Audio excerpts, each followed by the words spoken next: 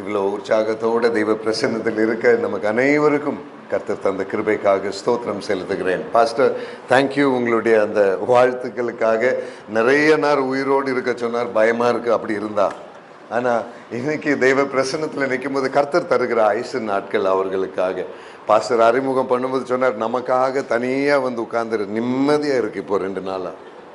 So ஆண்டவருடைய அந்த கிருபைகள் சில வேளைகள் அப்படி தனியாக இருப்பது நல்லது. ஏன்னு சொன்னீங்கன்னா, நம்ம ரொம்ப ஃப்ரீயாக இருக்கிற மாதிரி நம்ம நினைப்போம். அதுதான் நமக்கு கிடைக்கிற ஜெபத்தின் வேலைகள். கர்த்தரோடு கூட தொடர்பு வைக்க எந்த தொந்தரவும் இல்லாமல், கம்பெனி இல்லை, மனைவி இல்லை, குழந்தை இல்லை, யாரும் இல்லை, ரொம்ப நல்லா இருக்கு. ஆண்டவர் பிரசன்னத்தில் இருக்க இல்லையா? என் குடும்பத்தை கர்த்தர் ஆசீர்வதிப்பார், என் வேலையிடத்தை கர்த்தர் ஆசீர்வதிப்பார். உங்களோடு கூட இருப்பது எனக்கு ஆசீர்வாதம். அதற்காக நான் தேவனை ஸ்தோத்திரிக்கிறேன். ஹல்லேலூயா, glory to God.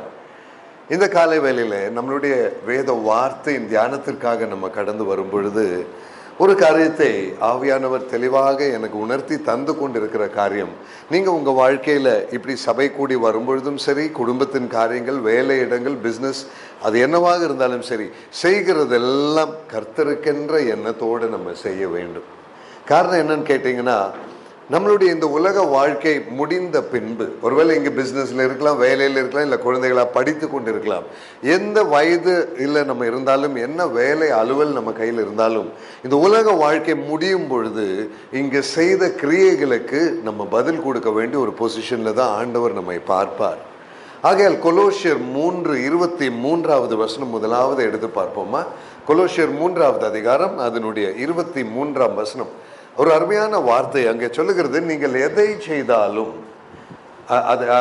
நீங்கள் கர்த்தராகிய கிறிஸ்துவை சேவிக்கிறதுனாலே சுதந்திரமாகிய பலனை கர்த்தரினாலே பெறுவீர்கள் என்று அறிந்து. அதாவது 23 வசனத்தில் நீங்க பார்க்கணும், நீங்க இயேசு கிறிஸ்துவை சேவிக்கிறீர்கள். அப்படி என்றால் நீ செய்கிற உன்னுடைய படிப்புல, உன்னுடைய வேலை இடத்துல, உன் குடும்ப காரியங்கள்ல நீ என்ன சேவை நீ செய்கிறாயோ அதெல்லாம் கர்த்தராகிய இயேசு கிறிஸ்துவை சேவிக்கிறதுக்காக நீங்க உங்க வாழ்க்கையில செய்றீங்கிறத முதலாவது நம்ம உணரணும். அதாவது என் வீட்டில் வெறும் சமையல் வேலை தான் நான் செய்கிறேன்னா, அதுவும் கூட கர்த்தராக இயேசு கிறிஸ்து தந்த ஒரு ஈவு. ஒரு ஆஃபீஸில் கம்ப்யூட்டரில் வேலை செய்கிறேன்னா அதுவும் கர்த்தர் தந்த ஈவு. ஒரு ஸ்கூலில் படிக்கிறேன்னா அதுவும் கர்த்தர் தந்த ஈவு. இல்லை என்ன மாதிரி உலகமெல்லாம் சுற்றுறீங்களா, அதுவும் கர்த்தர் தந்த ஈவு. பிஸ்னஸ் எல்லாம் பார்க்குறோமா, அதெல்லாம் கர்த்தர் தந்த ஈவு. நீங்கள் கிறிஸ்துவை சேவிக்கிறீர்கள், ஆகையினாலே சுதந்திரமாகிய பலனை கர்த்தராலே நீங்கள் பெறுவீர்கள். அப்படி என்றால் நான் செய்கிற ஒவ்வொரு காரியத்துக்கும், இன்னைக்கு காலையில் இங்கே சபையில் வந்து உட்கார்ந்து இருக்கிற இந்த நிமிஷத்துக்கும் கூட கர்த்தர் கிட்ட இருந்து ஒரு சுதந்திரத்தை, ஒரு பிரதிபலனை நான் பெறுவேன். எத்தனை பேர் அதை விசுவசிக்கிறீங்க? ஹல்லேலூயா. நம்ம செய்கிற ஒவ்வொரு காரியத்திற்கும், பேசுகிற ஒவ்வொரு வார்த்தைக்கும் பிரதிபலன் உண்டு. நம்ம செய்கிற மற்றவங்களோட பழகிற விதத்தில் இருக்கிற செயல்பாடுகளில், நம்மளுடைய எண்ணங்களில் கர்த்தர் அங்கே பிரதிபலனை தருவார். அந்த சுதந்திரமாகிய பலனை கர்த்தராலே பெறுவீர்கள் என்று அறிந்து, அடுத்த வசனம் போடுங்க, நீங்கள் அப்படி அறிந்து நீங்க எதை செய்தாலும் அதை மனப்பூர்வமாக, மனுஷருக்கு என்று செய்யாமல் கர்த்தருக்கென்று மனப்பூர்வமாய் செய்யுங்கள். ஹல்லேலூயா. கரங்களை உயர்த்தி ஒரு நன்றி சொல்வீங்களா? என்னை கேட்கிற தெய்வ ஜனமே, சபைக்கு வர்றது கூட மனப்பூர்வமா நம்ம வரணுங்க. ஐயோ இன்னைக்கு ஞாயிற்றுக்கிழமை ஆச்சே, தூங்க முடியலையே, சர்ச்சுக்கு போகணுமேன்னு நினைக்க கூடாது. மனப்பூர்வமா சபைக்கு வரணும். ஒருவேளை இப்ப பாஸ்டர் சொன்ன மாதிரி குடும்பத்தை விட்டு, குழந்தைய விட்டு தனியா வந்திருக்கிறோம். ஐயோ என் குடும்பத்தை விட்டு போகணுமேன்னு நான் நினைச்சா அந்த ஊழியத்துல உண்மை இல்லாதவன் நான். ஆண்டவரே உம்முடைய ஊழியத்திற்கு மனப்பூர்வமா போறேன், என்னுடைய சுகம் அல்ல, என்னுடைய சௌகரியம் அல்ல என்று சொல்லி தேவ பிரசன்னத்தில் நம்மளுடைய சுக சௌகரியங்களை மாற்றி வைத்து கர்த்தருக்கு முன்கணனை கொடுக்கிறது. Give the priority to the things of God. என் தேவனுக்கு என்று எதை செய்தாலும் அதை நான் கர்த்தருக்கு என்று செய்யணும், நம் மனுஷனுக்கு என்று செய்யக்கூடாது. இன்னைக்கு காலையில இதைத்தான் ஆவியானவர் உணர்த்த விரும்புகிறார். நம்ம செய்கிறதுல எல்லாம் கர்த்தருக்கென்று செய்கிறோம். சும்மா நான் சிம்பிளா என் மனைவி கிட்ட சொல்லுவேன், நீ முடி செய்கினா கூட அதை கர்த்தருக்கென்று சீவுவியா? ஸ்தோத்திரம். அதெல்லாம் செய்யறவங்க இங்க நம்ம யாருமே இல்லை. காலையில போய் பிரஷ் பண்ணா கூட கர்த்தருக்கென்று சிரிச்சுட்டே பிரஷ் பண்ணி, நம்ம பிரஷ் பண்ணும்போது கண்ணாடி பார்ப்பீங்க இல்லையா, கொஞ்சம் சிரிச்சிருங்க, அது கர்த்தருக்காக. ஏன்னா அது சின்ன விஷயமா இருந்தா கூட செய்கிற எல்லாவற்றையும் மனப்பூர்வமாய் கர்த்தருக்காக செய்யுங்க. இன்னைக்கு என்ன கேட்கிற தெய்வ ஜனமே, ஏன் நான் இதை இவ்வளவு சிம்பிளா எடுத்து சொல்றேன்னா, நம்ம செய்கிற சின்ன சின்ன சின்ன விஷயங்கள் கர்த்தருக்காக கவனம் செலுத்தும் பொழுது உங்களுடைய வாழ்க்கையின் உயர்வை நீங்க பார்ப்பீர்கள். கர்த்தர் உங்களை பயன்படுத்துகிற விதத்தை நீங்கள் பார்ப்பீர்கள். இன்னைக்கு அதுதான் தேவன் தருகிற கிருபை என்று சொல்லி இந்த வசனத்தின் பிரகாரம் நம்ம மனுஷருக்காக செய்யக்கூடாதுங்க. பாஸ்டரை காண்பிக்கிறதுக்காக செய்யாதீங்க. குழந்தைகள் அப்பா அம்மாவை காண்பிக்க செய்யாதீங்க. நீங்க எல்லாமே தேவனுக்கு என்று செய்ய வேண்டும். ஒரு சின்ன குழந்தை கூட தேவனுக்காக செய்யும் பொழுது அது தானா தாய் தகப்பனுக்கு கனம் கொடுக்கிற ஒரு குழந்தையாக அது வளரும். ஒருவேளை அலுவலகத்தில் இருக்கிறவங்க தேவனுக்கென்று செய்யும் பொழுது உன் மேல் அதிகாரிக்கு நீ கீழ்ப்படிந்தவனாய் நீ காணப்படுவாய். ஒரு சபையில நீ தேவனுக்காக ஆராதிக்கும் பொழுது உங்களுடைய ஊழியக்காரருக்கும் கர்த்தருடைய பிரசன்னத்திற்கும் கனம் கொடுக்கிறவர்களாக நம்ம காணப்படுவோம். ஆகையால் நம் செய்ய வேண்டியதை கர்த்தருக்கென்று செய்யணும், மனுஷருக்கென்று செய்யக்கூடாது. இப்படிப்பட்ட ஒரு வசனம் நம்ம வேதாகமத்தில் இருக்கும் பொழுது கர்த்தர் சபையோடு பேச விரும்புகிற ஒரு முக்கியமான ஒரு விஷயம் உண்டு. அதற்காக வெளிப்படுத்தின விசேஷம் 2ஆம் அதிகாரம் அதனுடைய 10வது வசனத்திற்கு வருவீங்களா? ஸ்மிர்னான்னு சொல்லுகிற சபையின் தூதனுக்கு எழுது என்று சொல்லி யோவானோடு தேவன் அங்கே பேசுகிற வேலையில பேசின ஒரு வசனம். வெளிப்படுத்தின விசேஷம் 2ஆம் அதிகாரம் அதனுடைய 10ஆம் வசனம் பாருங்க. நீ பட போகிற பாடுகளை குறித்து எவ்வளவும் பயப்படாதே. இன்னைக்கு நான் கட்டம் கட்டமா தான் இந்த வசனத்தில் நான் போக போகிறேன். அருமையான தெய்வ ஜனமே, எத்தனை பேர் ரெடி? பட போகிற பாடுகளை குறித்து பயப்படாதீங்க. கரங்களை உயர்த்தி நன்றி சொல்வீங்களா? பிரதர் சிஸ்டர், நீ செய்கிற ஒவ்வொன்றும் கர்த்தருக்கு என்று செய்தால் அதன் நிமித்தமா என்ன பாடுகள் வந்தாலும் நீ பயப்படாதே. கர்த்தருக்காக நின்ற உன்னை கர்த்தர் பாதுகாப்பார். ஹல்லேலூயா.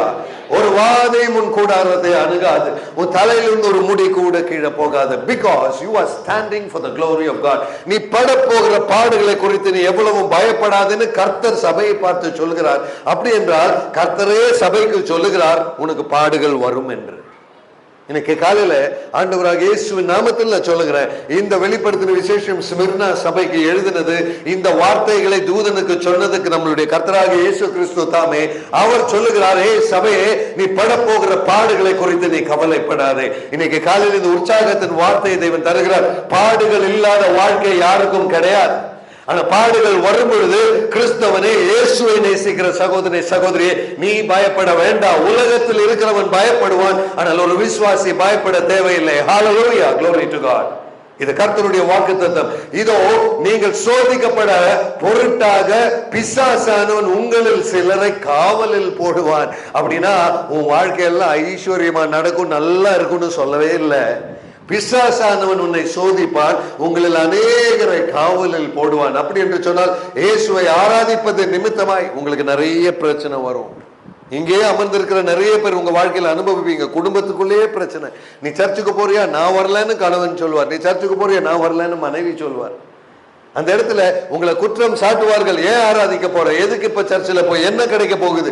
இந்த பேச்சு நம்ம குடும்பத்துக்குள்ளேயே இருக்கும் பொழுது, கடைசி காலத்தின் உபத்திரம் வரும் பொழுது, ஆராதிக்கிற உன்னை பிடிச்சு காவலில் இல்லைன்னா சிறைச்சாலையில் அடைக்கிற அளவுக்கு சபைகள் உபத்திரவிக்கப்படும். சபைகளுக்குள் போராட்டங்கள் வரும். நிறைய பெர்சிக்யூஷன் சொல்ற காரியங்களை நீங்க பாப்பீங்க. அதுதான் இங்க இருக்கு. ஆனால் 10 நாள் உபத்திரப்படுவீர்கள். அதாவது தேவ பிரசன்னத்துல 10 நாள்னு சொன்னா அது சில வருஷங்கள். அப்படி என்றால் உங்களுக்கு சில வருஷங்கள் இந்த கடைசி காலத்தில் இந்த பாடுகள் வரும். ஆனா கடைசியில பாருங்க, ஆனா ஆகிலும் நீ மரண பரியந்தம் உண்மையாயிரு, அப்பொழுது ஜீவ கிரீடத்தை உனக்கு தருவேன். ஹல்லேலூயா, glory to God. என கேட்கிற தெய்வ ஜனமே, நமக்கு கொடுக்கப்பட்டிருக்கிற வாழ்க்கையின் கடைசி அந்த ஒரு மகிமை என்ன தெரியுங்களா? ஜீவ கிரீடத்தை கர்த்தர் உங்களுக்கும் எனக்கும் தருவார். ஆமென். அதற்காகத்தான் இந்த பாடுகள், அதற்காகத்தான் இந்த சிறையில் அடைப்பார்கள், அதற்காகத்தான் நீங்களும் நானும் செய்கிறதை எல்லாம் மனுஷருக்கல்ல. மனுஷன் உங்களுக்கு கிரீடத்தை தரமாட்டான். ஆனா உண்மையான நீங்க கர்த்தர் உங்களுக்கு கிரீடத்தை தருவார். ஹல்லேலூயா. அப்படி என்றால் இந்த வசனத்தை படிக்கிற நம்ம ஒரு ரகசியத்தை உணர்ந்துக்கணும். ஜீவ கிரீடத்தை அவர் உங்களுக்கு தரணும்னா நீ சாதாரண மனுஷன் அல்ல. தேவனுடைய பார்வையில கிரீடத்தை பெற வேண்டியது அது எல்லாருக்கும் கிடைக்காதுங்க. ஆகையால் தான் பரலோக ராஜ்யத்திற்கு போகிற பாக்கியம் கூட எல்லாருக்கும் கிடைக்காது. யார் யார் பரலோக ராஜ்யத்தின் அழைப்புக்காக நியமிக்கப்பட்டிருக்கிறீர்களோ அத்தனை பேருக்கும் அவர் கிரீடத்தை தருவார். ஹல்லேலூயா, glory to God. காரணம் பரலோக ராஜ்யத்தில் சாதாரண மனுஷன் என்ற ஒருவன் அங்க கிடையாது. ஆகையால் தான் நம்ம இயேசுவை பார்த்து கூப்பிடும் போது நம்ம சொல்றோம், அவர் ராஜாதி ராஜா, அவர் கர்த்தாதி கர்த்தா. அந்த ராஜாதி ராஜா, கர்த்தாதி கர்த்தா தான் சிலுவையில் நமக்காக தொங்கி ரத்தத்தை சிந்தினார். அவருடைய இரத்தத்தினால் கழுவப்பட்ட நான் ராஜாதி ராஜாவின் குடும்பத்தை சேர்ந்தவன். ஹல்லேலூயா, glory to God. அப்படிப்பட்ட ராஜாவின் குடும்பத்தை சேர்ந்தவருக்கு அவர் கிரீடத்தை தருவார். இவ்வுலக பாடுகள் கொஞ்ச நாள்கள் தான் என கேட்கிற தெய்வ ஜனமே, அவ்வுலக வாழ்வை காண காத்திருக்கிறேன் என்ற அந்த பாடலின் வழிகள் பிரகாரம் ஆண்டவரே, அந்த கிரீடத்தை தரித்து உம்முடைய பிரசன்னத்தில் நிற்கிற அந்த நாளுக்காக இந்த வாழ்க்கையில என்ன பாடு வந்தாலும் பரவாயில்லன்னு சொல்ல முடியுமா? கரங்களை தட்டி அந்த கிருபைக்கு நன்றி ஆண்டவரை சொல்லுவோம். தேவ பிரசன்னத்தில் ஆமென். Brothers and sisters, the pains of this life are all right. இந்த வாழ்க்கையின் வேதனைகள் பரவாயில்ல, அதை கண்டு தயங்காதீங்க. கொஞ்ச நாள் அந்த கஷ்டம் இருக்கும். மனுஷனுக்காக வாழாதீங்க, மனுஷனுக்காக செய்யாதீங்க. எதை செய்தாலும் மனப்பூர்வமாய் கர்த்தருக்கு என்று செய். அவர் மாத்திரம் தான் உனக்கு கிரீடத்தை தருகிறவர். ஆமென், glory, hallelujah. ஒரு மனுஷனிடம் இருந்து எதுவுமே எதிர்பார்க்காதீங்க, மனுஷனிடம் இருந்து வராது. அந்த ஜீவ கிரீடத்தை அவர் உனக்கு தருவேன் என்று சொல்லி இருக்கிறார். இன்னொரு வசனம் வேதாகமத்தில் இருக்க, கொஞ்சம் பார்ப்போம். யாக்கோபின் புஸ்தகம் 1 அதிகாரம் அதனுடைய 12ஆம் வசனம். நமக்கு எல்லாம் பழக்கமான ஒரு வசனம் அது. யாக்கோபின் புஸ்தகம் 1 அதிகாரம் 12ஆம் வசனம். சோதனைகளை சகிக்கிற மனுஷன் பாக்கியவான். ஹல்லேலூயா. அவன் உத்தமன் என்று விளங்கின பின்பு. அப்படின்னா உனக்கு சோதனை வருமா வராதா? கண்டிப்பா வரும். கொஞ்ச நாள் பாடுகள் அனுபவிக்கிறதுல நீ தயங்காதேன்னு வெளிப்படுத்தின விசேஷத்துல நம்ம படிச்சோம். இங்க சொல்றாரு, சோதனைகள் சகிக்கிற மனுஷன் பாக்கியவான், அவன் உத்தமன் என்று விளங்கின பின்பு கர்த்தர் தம்மிடத்தில் அன்பு கூறுகிறவர்களுக்கு வாக்கு தத்தம் பண்ணின என்னத்தை தருவார்? ஜீவ கிரீடம். கரங்களை உயர்த்தி ஒரு நன்றி சொல்லிருங்க. பிரதர் சிஸ்டர், பாடுகள் மத்தியில நீ மனுஷருக்கென்று வாழாமல், பாடுகள் மத்தியில நீ கடைசி வரைக்கும் நிலை நிற்கிற விசுவாசியாக நிற்பாய் என்றால் உனக்கு ஜீவ கிரீடத்தை கர்த்தர் தருவார். ஹல்லேலூயா, glory to God. இது தேவனுடைய வாக்குத்தத்தம், இது மாறவே மாறாது. ஒருவேளை இன்னைக்கு தனியா வந்து குடும்பத்தை விட்டுட்டு வந்து இந்த ஊழியத்தின் பாதையில ஓடி ஓடி ஓடி, பாஸ்டர் சொன்ன மாதிரி சுத்தமா டைம் கிடையாதுங்க. அன்னைக்கு அதான் பாஸ்டர் சொன்னார், ஏர்போர்ட்ல வந்து 5:15 இறங்கணும், 5:45 ரூமுக்கு வந்தேன், 6:45 எனக்கு ஆன்லைன் செஷன், 8:30 மணி வரை, 8:15 மணி வரைக்கும் என்னமோ போச்சது. அங்கேயும் தெய்வ வார்த்தை பகிர்ந்து கொடுக்கணும். உலகத்துல பல பாகங்கள் இருந்த ஜனங்கள் அதுல கலந்து கொள்கிறார்கள். ஒவ்வொரு நாளும் இப்படிதான். நான் ஆபீஸ்க்கு போய் திங்கக்கிழமை ஆபீஸ் போய் சாயங்காலம் 6:30 மணிக்கு வீட்டுக்கு வந்து 6:45 ஆன்லைன், 8:45 9 மணி வரைக்கும் அது போகும். 9 மணிக்கு அப்புறம் பலர் ஜெபத்திற்கு கூப்பிடுவாங்க. ஜெப வேலைகள் 10:30 11 மணி ஆயிடும். வீட்டுல உட்கார்ந்தா கூட மனைவி கிட்ட பேசுறது கூட ஒரு 10 நிமிஷம் கிடைக்காது. இன்னைக்கு அதையெல்லாம் ஒரு கஷ்டம்னு நினைச்சா ஊழியம் பார்க்க முடியாது.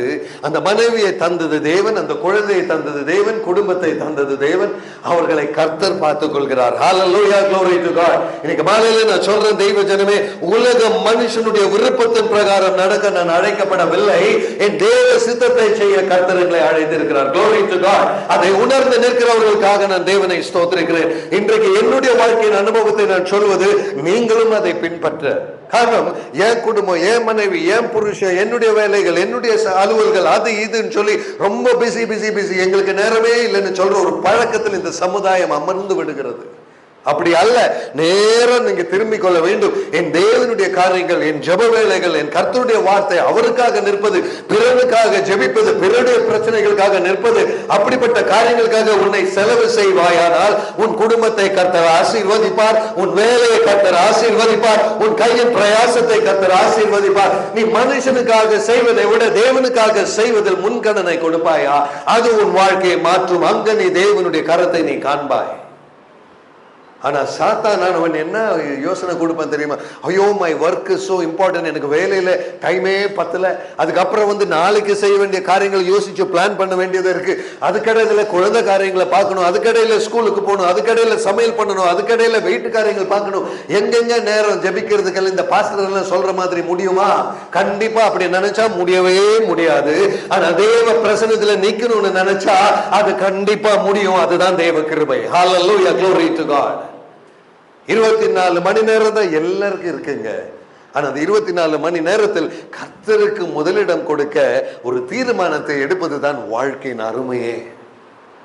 இன்னைக்கு நான் உண்மையா உங்களுக்கு சொல்றேன், என்னுடைய வாழ்க்கையில ஆசீர்வாதங்கள் இருக்குன்னா அது தேவனுக்கு முன் கண்ணனை கொடுப்பதனால தான். ஒருவேளை என் மனைவி கிட்ட பேசும்போது கூட நான் சொல்லுவேன், பிசினஸ் எல்லாம் அங்க இருக்கு, வேலையெல்லாம் அங்க இருக்கு, பயணங்கள் எல்லாம் அங்க இருக்கு, நிறைய மீட்டிங்ஸ் இருக்கு, கான்ஃபரன்ஸ் இருக்கு, ஆன்லைன் செஷன்ஸ் இருக்கு, இதெல்லாம் இருக்கு, அதெல்லாம் அங்க இருக்கட்டும், கர்த்தருடைய பிரசன்னத்துல ஜெபிக்கலாமா? ஹல்லேலூயா. இன்னைக்கு காலையில தெய்வ ஜனமே, உன்னுடைய ஜெப வாழ்க்கை எப்படி தெய்வ பிரசன்னத்தில் இருக்கிறது? இதைத்தான் கர்த்தர் கேட்கிறார். கொஞ்ச நாள் பாடுகள் வரும், கொஞ்ச நாள் வேதனைகள் வரும். அந்த வேதனைகளின் மத்தியில் கர்த்தாவே உம்மை துதிக்க வந்திருக்கிறேன்ப்பா, இன்னைக்கு அந்த 1 மணி நேரம் உம்மை ஆராதிக்க வந்திருக்கிறேன்பான்னு சொல்லுகிற அந்த ஒரு அர்ப்பணிப்போடு அந்த நேரத்தை எடுத்து, ஆண்டவரே என் வீட்டுல சமையல் நடக்கலனாலும் பரவாயில்ல, ஜெபிச்சுட்டு போய் சமையல் பண்ணிக்கிறேன். நான் சொல்றேன், இன்னைக்கு ஆராதனை வேலையில சகோதரர் ஒரு வார்த்தையை சொன்னார், 6 மாசமா நீ செய்ய வேண்டிய காரியத்தை ஒரே மாசத்துல கர்த்தர் செய்து தருவார். ஹல்லேலூயா, glory to God. உன் நேரத்தை கர்த்தர் உங்ககிட்ட கடன் வாங்க மாட்டார். எனக்கு ஒரு 70 வருஷம் 80 வருஷம் கர்த்தர் ஆயுசை தந்திருப்பார்னா, உங்களுக்கு தந்திருப்பார்னா, அதுல நீ கர்த்தருக்காக கொடுக்கிற நாட்களும் மணி நேரங்களும் வீணாய் போகாது. ஆமென், glory. மற்றதெல்லாம் வீணான காரியங்கள். இன்னைக்கு உன் தெய்வீக ஆசீர்வாதத்தை நீ வேலையிலையும் உன் குடும்பத்திலையும் நீ பார்க்கணும்னா கர்த்தருக்காக நேரத்தை செலவு பண்ண கற்றுக்கொள். ஆகையால் தான் சொல்லுகிறார், சோதனைகளை சகிக்கிற மனுஷன் பாக்கியவான், அவன் உத்தமன் என்று விளங்கின பின்பு. நீ உத்தமன் என்று விளங்க வேண்டும் என்றால் உன்னுடைய உலக வாழ்க்கையில 24 மணி நேரத்துல எவ்வளவு சமயம் கர்த்தருக்காக செலவு பண்ண நீ தீர்மானிக்கிறாயோ அது உன்னுடைய உத்தமம் என்ன என்பதை தேவ பிரசன்னத்தில் காண்பித்து கொடுக்கும். ஆமென். மற்ற காரியங்களுக்கு நேரம் எல்லாருக்கும் இருக்குங்க. உலகத்தில் இருக்க எல்லா மனுஷருக்கும் வண்டி ஓட்டுறதுக்கும், ஷாப்பிங் போறதுக்கும், பீச் போறதுக்கும், சினிமா பார்க்கறதுக்கும் எல்லா நேரமும் நமக்கு இருக்கு, அவங்களுக்கு இருக்கு. ஆனா கர்த்தருடைய பாதத்தில் செலவு பண்றதுன்னு சொன்னா அது ஏதோ கடமை மாதிரி, அது ஏதோ ஒரு எக்ஸ்ட்ரா மாதிரி. அதெல்லாங்க எக்ஸ்ட்ரா, மற்றதெல்லாம் தாங்க எக்ஸ்ட்ரா. நீ சாப்பிடுறது தான் எக்ஸ்ட்ரா, நீ தூங்குறது தான் எக்ஸ்ட்ரா. என்னுடைய வாழ்க்கையின் கடமையே நீ தேவ பிரசன்னத்தில் ஜெபத்தில் தரித்து இருப்பது. அதுதான் தேவன் தருகிற வாழ்க்கை. ஆமென். இந்த வெளிப்படுத்தின விசேஷத்தை எழுதின யோவான் கூட அங்க எழுதப்பட்டிருக்கிறது, அவன் 3ஆம் பரலோகத்திற்கு எடுக்கப்பட்டான். எப்பொழுது? அவன் பத்மோ தீவுல ஒரு கைதியாக கொண்டு போடப்பட்டு, சாப்பாடு இல்ல, வசதி இல்ல, ஒரு மனுஷன் கூட இல்ல. அந்த இடத்துல நின்று கர்த்தரை துதிக்கிற ஒரு யோவானை தேவன் பரலோகத்திற்கு எடுத்து சென்று இந்த வெளிப்படுத்தின விசேஷத்தின் காட்சிகளை காண்பித்தார். அப்படி என்றால் ஜெபிக்கிறவருடைய வாழ்க்கையில் ஒரு வித்தியாசம் உண்டு என்பதை வெளிப்படுத்தின விசேஷத்தை படிக்கிற நமக்கு தெரியுமே. இன்னைக்கு நம்ம வாழ்க்கையில் அந்த வித்தியாசத்தை தர கர்த்தர் எதிர்பார்க்கிறார் அல்லவா? என் மகனை, என் மகளை, உன்னோடு கூட நான் நடக்க எங்க உன் வாழ்வில் நேரம் என்று ஆண்டவர் கேட்கிறார். ஒரு விஷயம் நம்ம வாழ்க்கையை திரும்பி பார்ப்போமா? ஒவ்வொரு நாளும் கிடைக்கிற 24 மணி நேரம் அது நம்ம சொந்த காரியத்துக்கு ஓடுறதுக்கே நமக்கு டென்ஷன் பத்தல. அதுல எங்க தேவனுக்கு நேரம் கொடுக்கிறோம் இல்லையா? ஆனா உன் சொந்த காரியத்தை உனக்கு தந்ததே தேவன் தான். இந்த உயிரை தந்ததே தேவன் தான். தாயின் கருவில் உன்னை உருவாக்கினது தேவன் தான். அந்த படிப்பை தந்தது தேவன், அந்த வேலையை தந்தது தேவன், அந்த பிசினஸை தந்தது தேவன். நீ கர்த்தர் தந்ததை வச்சுட்டு கர்த்தருக்கே நேரம் இல்லைன்னு சொல்ற அளவுக்கு நம்ம குறைஞ்சு போயிட்டோமா? இன்னைக்கு காலையில ஒரு விஷயம் திரும்பி, உனக்கு அந்த கணவனையும் அந்த 2 குழந்தைகளையும் தந்தது தேவன் அல்லவா? அவங்களுக்கு சமைக்கணும், அவங்க காரியங்களை பார்க்கணுங்கிறதுக்காக ஜெப நேரத்தை குறைக்கிறோமா? அருமையான தெய்வ ஜனமே, எனக்கு ஒரு குழந்தையும் கணவனையும் தந்த தேவனை பார்க்க நேரம் இல்லை. ஏன்னா கர்த்தர் தான் குழந்தையும் கணவனையும் தந்தார். அந்த குடும்பத்தை பார்க்கறதுக்கு நான் பிஸி. எனக்கு ஒரு நல்ல கம்பெனியில வேலை தந்தது தேவன், அந்த கம்பெனி வேலையில பிஸினால வேலையை தந்த, படிப்பை தந்த, பதவியை தந்த தேவனிடத்தில் அமர்ந்திருக்க எனக்கு நேரம் இல்லை, நான் பிஸி அப்படின்னு சொல்றவங்கள நம்ம மாறிட்டோமான்னு கர்த்தர் இருதயத்தை காண்கிறவர். அந்த தேவ பிரசன்னத்துல ஒவ்வொரு நிமிஷத்திற்கும் நம்ம கணக்கு கொடுக்க வேண்டிய நாள் வரும் என்பதை அறிந்து, ஆகையால் தான் பரலோகத்தில் புஸ்தகங்கள் திறக்கப்படும் நியாய தீர்ப்பின் நாளில ஒவ்வொரு நாளும் என்ன செய்தாய் என்பதை அங்கே எழுதி கொண்டு இருக்கிறார்கள் தேவ தூதர்கள். உனக்கென்று சொல்லி நியமிக்கப்பட்ட தனி தூதன் உண்டு. எனக்காக ஒரு தூதன் உண்டு. உங்கள் ஒவ்வொருவருக்கும் பரலோகத்தில் ஒரு தூதனை கர்த்தர் வைத்திருக்கிறார். அந்த தூதனுடைய கடமை நான் என்ன செய்கிறேன், என்ன பேசுகிறேன் என்பதை எழுதி வைத்து என் தேவனுடைய பிரசன்னத்தில் நியாய தீர்ப்பின் நாளில் புஸ்தகங்கள் திறக்கப்படும் பொழுது எழுதப்பட்ட புஸ்தகம் வாசிக்கப்படும். அன்றைக்கு அங்க தெளிவாக இருக்கும் நம்ம எப்படி வாழ்ந்தோம்னு. இன்னைக்கு நமக்கு அது தெரியாது. ஆகையால் இந்த உலக சம்பந்தமான சூழ்நிலையில மாட்டிட்டு நம்ம சுற்றில பார்க்கிறத வச்சுட்டு நம்ம ஏதோ வாழ்ந்துட்டு போறோம். தயவு செய்து இன்னைக்கு ஆண்டவருடைய வார்த்தையை திரும்பி பார்க்கும்படி, ஆமென். கர்த்தர் மேல் அன்பு கூறுகிறவனிடத்தில் அவர் வாக்குத்தத்தம் பண்ணின ஜீவ கிரீடத்தை தருவார். நீ கர்த்தர் மேல் அன்பு கூறுகிற வாழ்க்கை வாழ்கிறாயா என்பதை ஒரு விஷயம் நம்ம மனசாட்சியை பார்த்து நம்மளே கேட்போமா? நான் உண்மையா கர்த்தர் மேல் அன்பு கூறுகிறேன்னா, இல்லை என் சொத்து பொருள், என் பணம், என் வீடு, என் கணவர், என் மனைவி, என் குழந்தைன்னு சொல்லிட்டு இருக்கிறோமா? My dear brothers and sisters, சுற்றி பார்த்தோம் என்றால் நம்ம எல்லாம் நம்மை சுற்றி இருக்கிற காரியங்களுக்கு தான் அன்பு செலுத்துகிறோமே தவிர கர்த்தர் மேல் அன்பு செலுத்துகிறது ஒரு எக்ஸ்ட்ரா ஆக்டிவிட்டி, அது ஒரு தனி ஃபங்க்ஷன். அது என் குடும்ப வாழ்க்கைக்கு அப்புறம் ஒரு எக்ஸ்ட்ரா ஞாயிற்றுக்கிழமை ஒன்று சர்ச்சுக்கு போகணும் இல்லைங்களா? ஆனால் கர்த்தர் சொல்லுகிறார், அப்படி அல்ல மகனே, மகளே. என்னை சூழ்ந்து நீ வாழும் பொழுது உனக்கு மற்ற நன்மைகள் எல்லாம், முதலாவது தேவனுடைய நீதியும் ராஜ்யத்தையும் தேடுங்கள். ஹல்லேலூயா, glory to God. அதோடு கூட உனக்கு தேவையானது எல்லாம் கர்த்தர் தருவார். அந்த ஜீவ கிரீடத்தை பெறுவதற்கு பாக்கியம் வேண்டும் என்றால் நீ வாழ்கிற வாழ்க்கையில் தெளிவு வேண்டும் என்பதை இன்றைக்கு ஆண்டவருடைய வார்த்தையிலிருந்து தேவாவியானவர் அதை உணர்த்தி தருகிறார். பிரதர், திருப்பி வருவோமா? வெளிப்படுத்தின விசேஷம் 2ஆம் அதிகாரத்துக்கு திருப்பி வாங்க. அங்க 10ஆம் வசனம் நம்ம படிச்சுட்டோம், ஸ்மிர்னா சபைக்கு அவர் எழுதினது. ஆனா 11ஆம் வசனம் பார்ப்போமா? 11ஆம் வசனம் பாருங்க. ஆவியானவர் சபைகளுக்கு சொல்கிறதை காதுள்ளவன் கேட்க கடவன். இன்றைக்கு எருசலேம் சபையே, உனக்கு காது இருக்குன்னா உன் காது வேலை செய்துன்னு இதை கேளுங்க. ஜெயம் கொள்ளுகிறவன் 2ஆம் மரணத்தில் சேதப்படுவதில்லை என்று எழுது. இன்னைக்கு எனக்கு தெரியும், இது படிக்கும்போது முக்காவாசி பேருக்கும் இது என்னன்னே புரியாது. 2ஆம் மரணம்னா என்ன யாருக்காவது தெரியுமா? 2ஆம் மரணம் நம்ம எல்லாம் மறிப்போம், அது நமக்கு தெரியும். ஒரு நாள் நம்ம இறந்து போயிடும். நம்ம குடும்பத்தில் நிறைய பேர் இறந்து இருக்கிறாங்க. சமீபத்தில் கூட இல்லைன்னா அதுக்கு முன்னால நம்ம குடும்பத்தில் மரணத்தை பார்த்தவங்க தான், நண்பர்கிட்ட மரணத்தை பார்த்தவங்க தான். எல்லாரும் மறிப்பாங்க, அது நமக்கு நல்லா தெரியும். ஆனா பைபிள்ல 2ஆம் மரணம்னு உங்க பைபிள் எல்லாம் அப்படிதான் போட்டிருக்கா? 2ஆம் மரணம்னு ஒரு வார்த்தை இருக்குங்களா? யாராவது பைபிள் அப்படி இல்லைன்னா கொஞ்சம் கையை தூக்குங்க, நான் என் பைபிளை கொடுத்தேன் உங்களுக்கு. அந்த 2ஆம் மரணம் 11ஆம் வசனம், பிரதர் அதை போடுங்க. 11ஆம் வசனம், அந்த 2ஆம் மரணத்தில் இருந்து கர்த்தர் உன்னை விடுவிப்பார். அதற்கு அர்த்தம் என்னங்க? அப்படின்னா உங்களுக்கு எனக்கு ஒரு விடுதலை என் தேவன் வைத்திருக்கிறார். அந்த 2ஆம் மரணம் என்ன? ஜெயம் கொள்ளுகிறவன் 2ஆம் மரணத்தினால் சேதப்படுவது இல்லை என்று எழுது. ஏன் அப்படி எழுதுன்னு யோவான் கிட்ட சொன்னார். இன்றைக்கு அந்த ஸ்மிர்னா சபைக்கு எழுதினதை இன்றைக்கு எருசலேம் சபைக்கு கர்த்தர் சொல்லுகிறார், உனக்கு 2 மரணம் உண்டு, அதை உணர்ந்து கொள். அதை ஒவ்வொரு தேவ குழந்தையும் அறிய வேண்டும். முதலாவது இந்த சரித்திரத்தில் மரிக்கிற மரணம், 2வது ஆவிக்குரிய ஒரு மரணம் என்று ஒன்று உண்டு. அதாவது நித்திய நரகத்திற்கு நீ அனுப்பப்படும் பொழுது அது ஆவிக்குரிய மரணம். ஆக ஒரு மனுஷனுடைய சரீரம் மட்டும் மரித்தால் பத்தாது, கர்த்தர் உனக்குள் தந்திருக்கிற அந்த ஆவிக்கும் ஒரு மரணம் உண்டு. அந்த 2ஆம் மரணத்திலிருந்து உன்னை விடுவிப்பேன் என்று எழுது. உன்னை சேதப்படுவதில்லை, நீ அதனால் பாதிக்கப்படுவதில்லை. அப்படி என்றால் நம்ம வாழ்கிற வாழ்க்கை தாங்க அதை நியமிக்கும். இன்னைக்கு காலையில் என்ன கேட்கிற தெய்வ ஜனமே, கர்த்தர் ஒரு தெளிவை தரும் பொழுது அதை சபை ஏற்றுக்கொள்ள வேண்டும். ஒருவேளை இங்க இருக்கிற நம்ம எல்லாம் சரீரத்துல மறிக்கலாம், ஆனா ஆத்துமா நித்தியமாய் கர்த்தரோடு கூட இருக்கணுமா, இல்ல மரணத்தில் அது நித்திய நரகத்தில் இருக்கணும் என்பதை முடிவு பண்ணுகிறது உன்னுடைய வாழ்க்கையின் கிரியைகள்.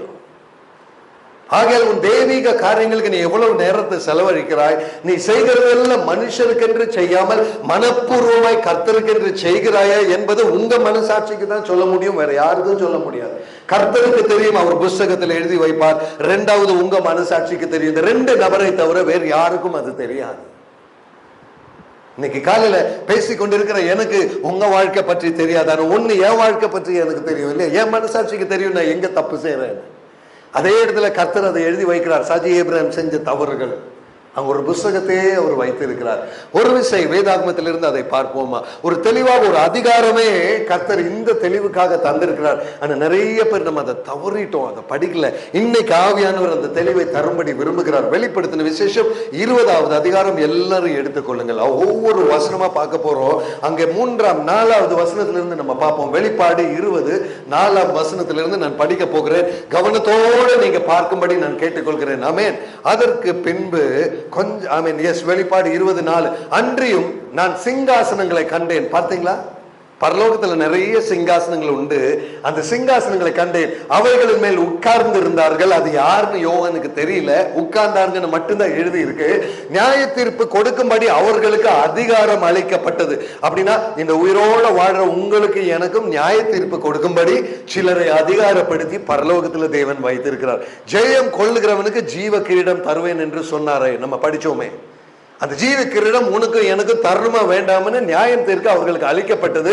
இயேசுவை பற்றிய சாட்சி நிமித்தம், தேவனுடைய வசனத்தின் நிமித்தம் சிறைச்சேதம் பண்ணப்பட்டவர்களுடைய ஆத்துமாக்களையும் மிருகத்தையாவது அதன் சொரூபத்தையாவது வணங்காமலும் தங்கள் நெற்றியிலும் தங்கள் கையிலும் அதன் முத்திரை தரித்து கொள்ளாமலும் இருந்தவர்களையும் கண்டேன். அவர்கள் உயிர்த்து கிறிஸ்துவுடனே கூட 1000 வருஷம் அரசாண்டார்கள். தட் மீன்ஸ் நீ மரித்ததற்கு பின்பு நீ கிறிஸ்துவோடு கூட உயிர் தெழுவாய்.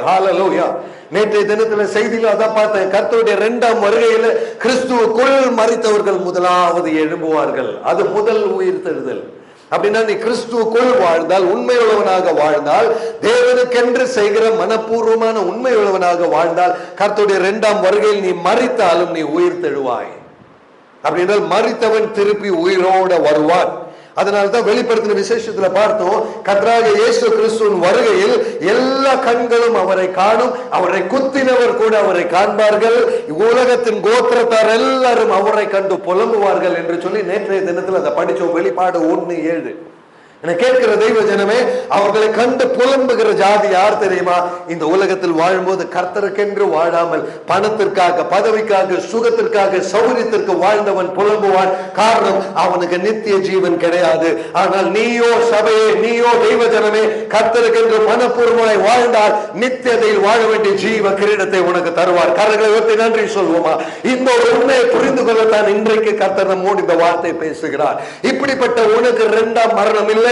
நீ கர்த்தர் வரும்பொழுது நீ உயிர் தழுவாய்.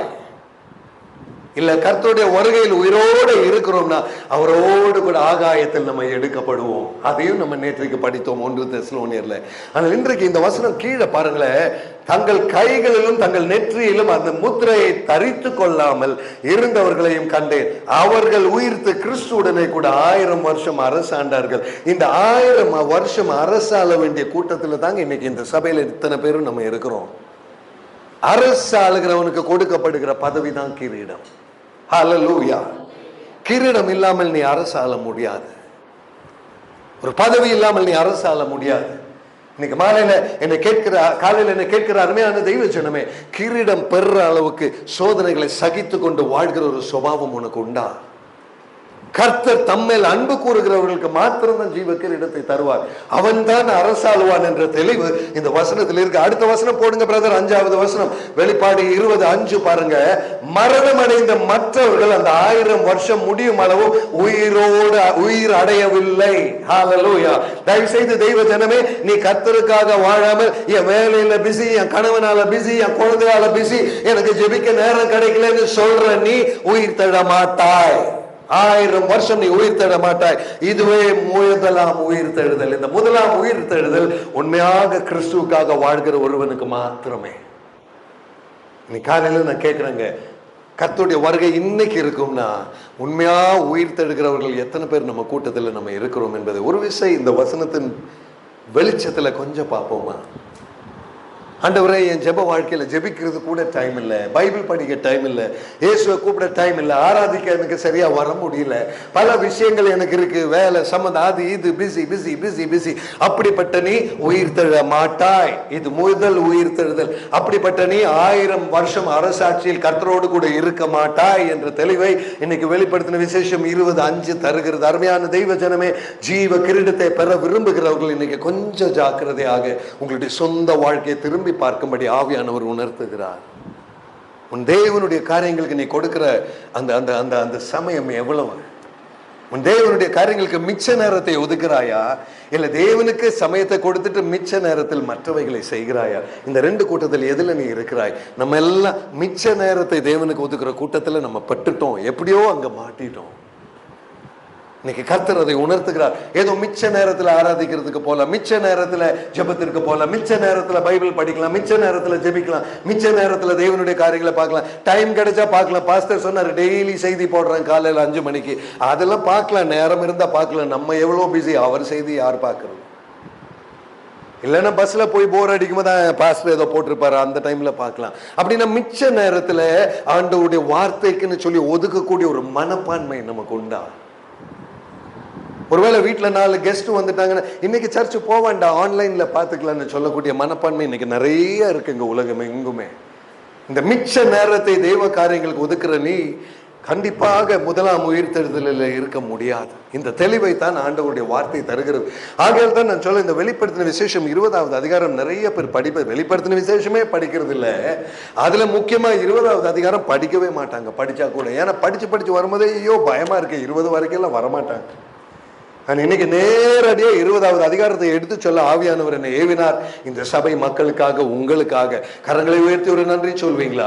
இந்த கிருபை, இது தேவ கிருபை. கர்த்தர் உங்களை நேசிக்கிறார், ஆகையால் இன்றைக்கு உங்களோடு பேசுகிறார்.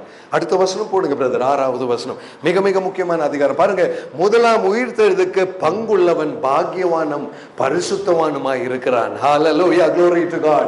என்னை கேட்கிற தெய்வ ஜனமே, நீ பரிசுத்தவானாய் இல்லாமல் நீ முதலாம் உயிர் தெழுதலில் நீ இருக்க முடியாது. Please be clear. இது என்னுடைய வார்த்தைகள் அல்ல, இது தேவனுடைய வார்த்தைகள். உன்னுடைய வாழ்க்கையில் பரிசுத்தம் இல்லாமல், தேவ வார்த்தைக்கு ஏற்றபடி வாழாமல் நீ முதலாம் உயிர்த்தெழுதல் கிறிஸ்து வரும்பொழுது நீ உயிர்த்தெழுக்க முடியாது. இதை நம்ம கொஞ்சம் உணர்ந்துட்டா நமக்கு இது நல்லது. முதலாம் உயிர்த்தெழுதலுக்கு பங்குள்ளவன் அவன் பாக்கியவானும் அவன் பரிசுத்தவானும். கொஞ்சம் முன்னால என்னங்க படிச்சோம்? சோதனைகளை சகிக்கிற மனுஷன். அப்படின்னா முதலாம் உயிர்த்தெழுதலுக்கு பங்குள்ளவன் பாக்கியவான். பாத்தீங்களா? அந்த பாக்கியவான் என்ற வார்த்தை எப்படி ரெண்டு இணைக்குதுன்னு பாத்தீங்களா? நீ சோதனைகளை சகித்தா நீ பாக்கியவான். அந்த சோதனை சகிக்கிறவன் உத்தமன் என்று விளங்கும் பொழுது அவர் ஜீவ கிரீடத்தை தருவார். ஜீவ கிரீடத்தை பெற்றவன் மாத்திரம் தான் அந்த பரிசுத்தவானா இருக்க முடியும். அவன் மிருகத்தின் முத்திரை பெறமாட்டான். அவன் கர்த்தருக்காக வாழ்கிறவன், கடைசி வரைக்கும் நிலை நிற்கிறவன் பாக்கியவான். ஹல்லேலூயா, glory to God. கரங்களை உயர்த்தி ஒரு நன்றி சொல்வீங்க. இன்றைக்கு தேவ பிரசன்னத்துல 3 வகையான பாக்கியவான்கள். கடைசி வரைக்கும் நிலை நிற்கிறவன் பாக்கியவான், சோதனை சகிக்கிற மனுஷன் பாக்கியவான், முதலாம் உயிர்த்தெழுதலில் பங்குள்ளவன் பாக்கியவான். ஹல்லேலூயா. ஆட்டுக்குட்டியானவருடைய திருமணத்துக்கு அழைக்கப்பட்டவன் பாக்கியவான், 4வது பாக்கியவான். இன்னைக்கு அந்த பாக்கிய பதவியில நீங்க இருக்கிறீங்களா? பிரதர் சிஸ்டர், இது லாட்டரி அடிக்கிற பிசினஸ் இல்ல.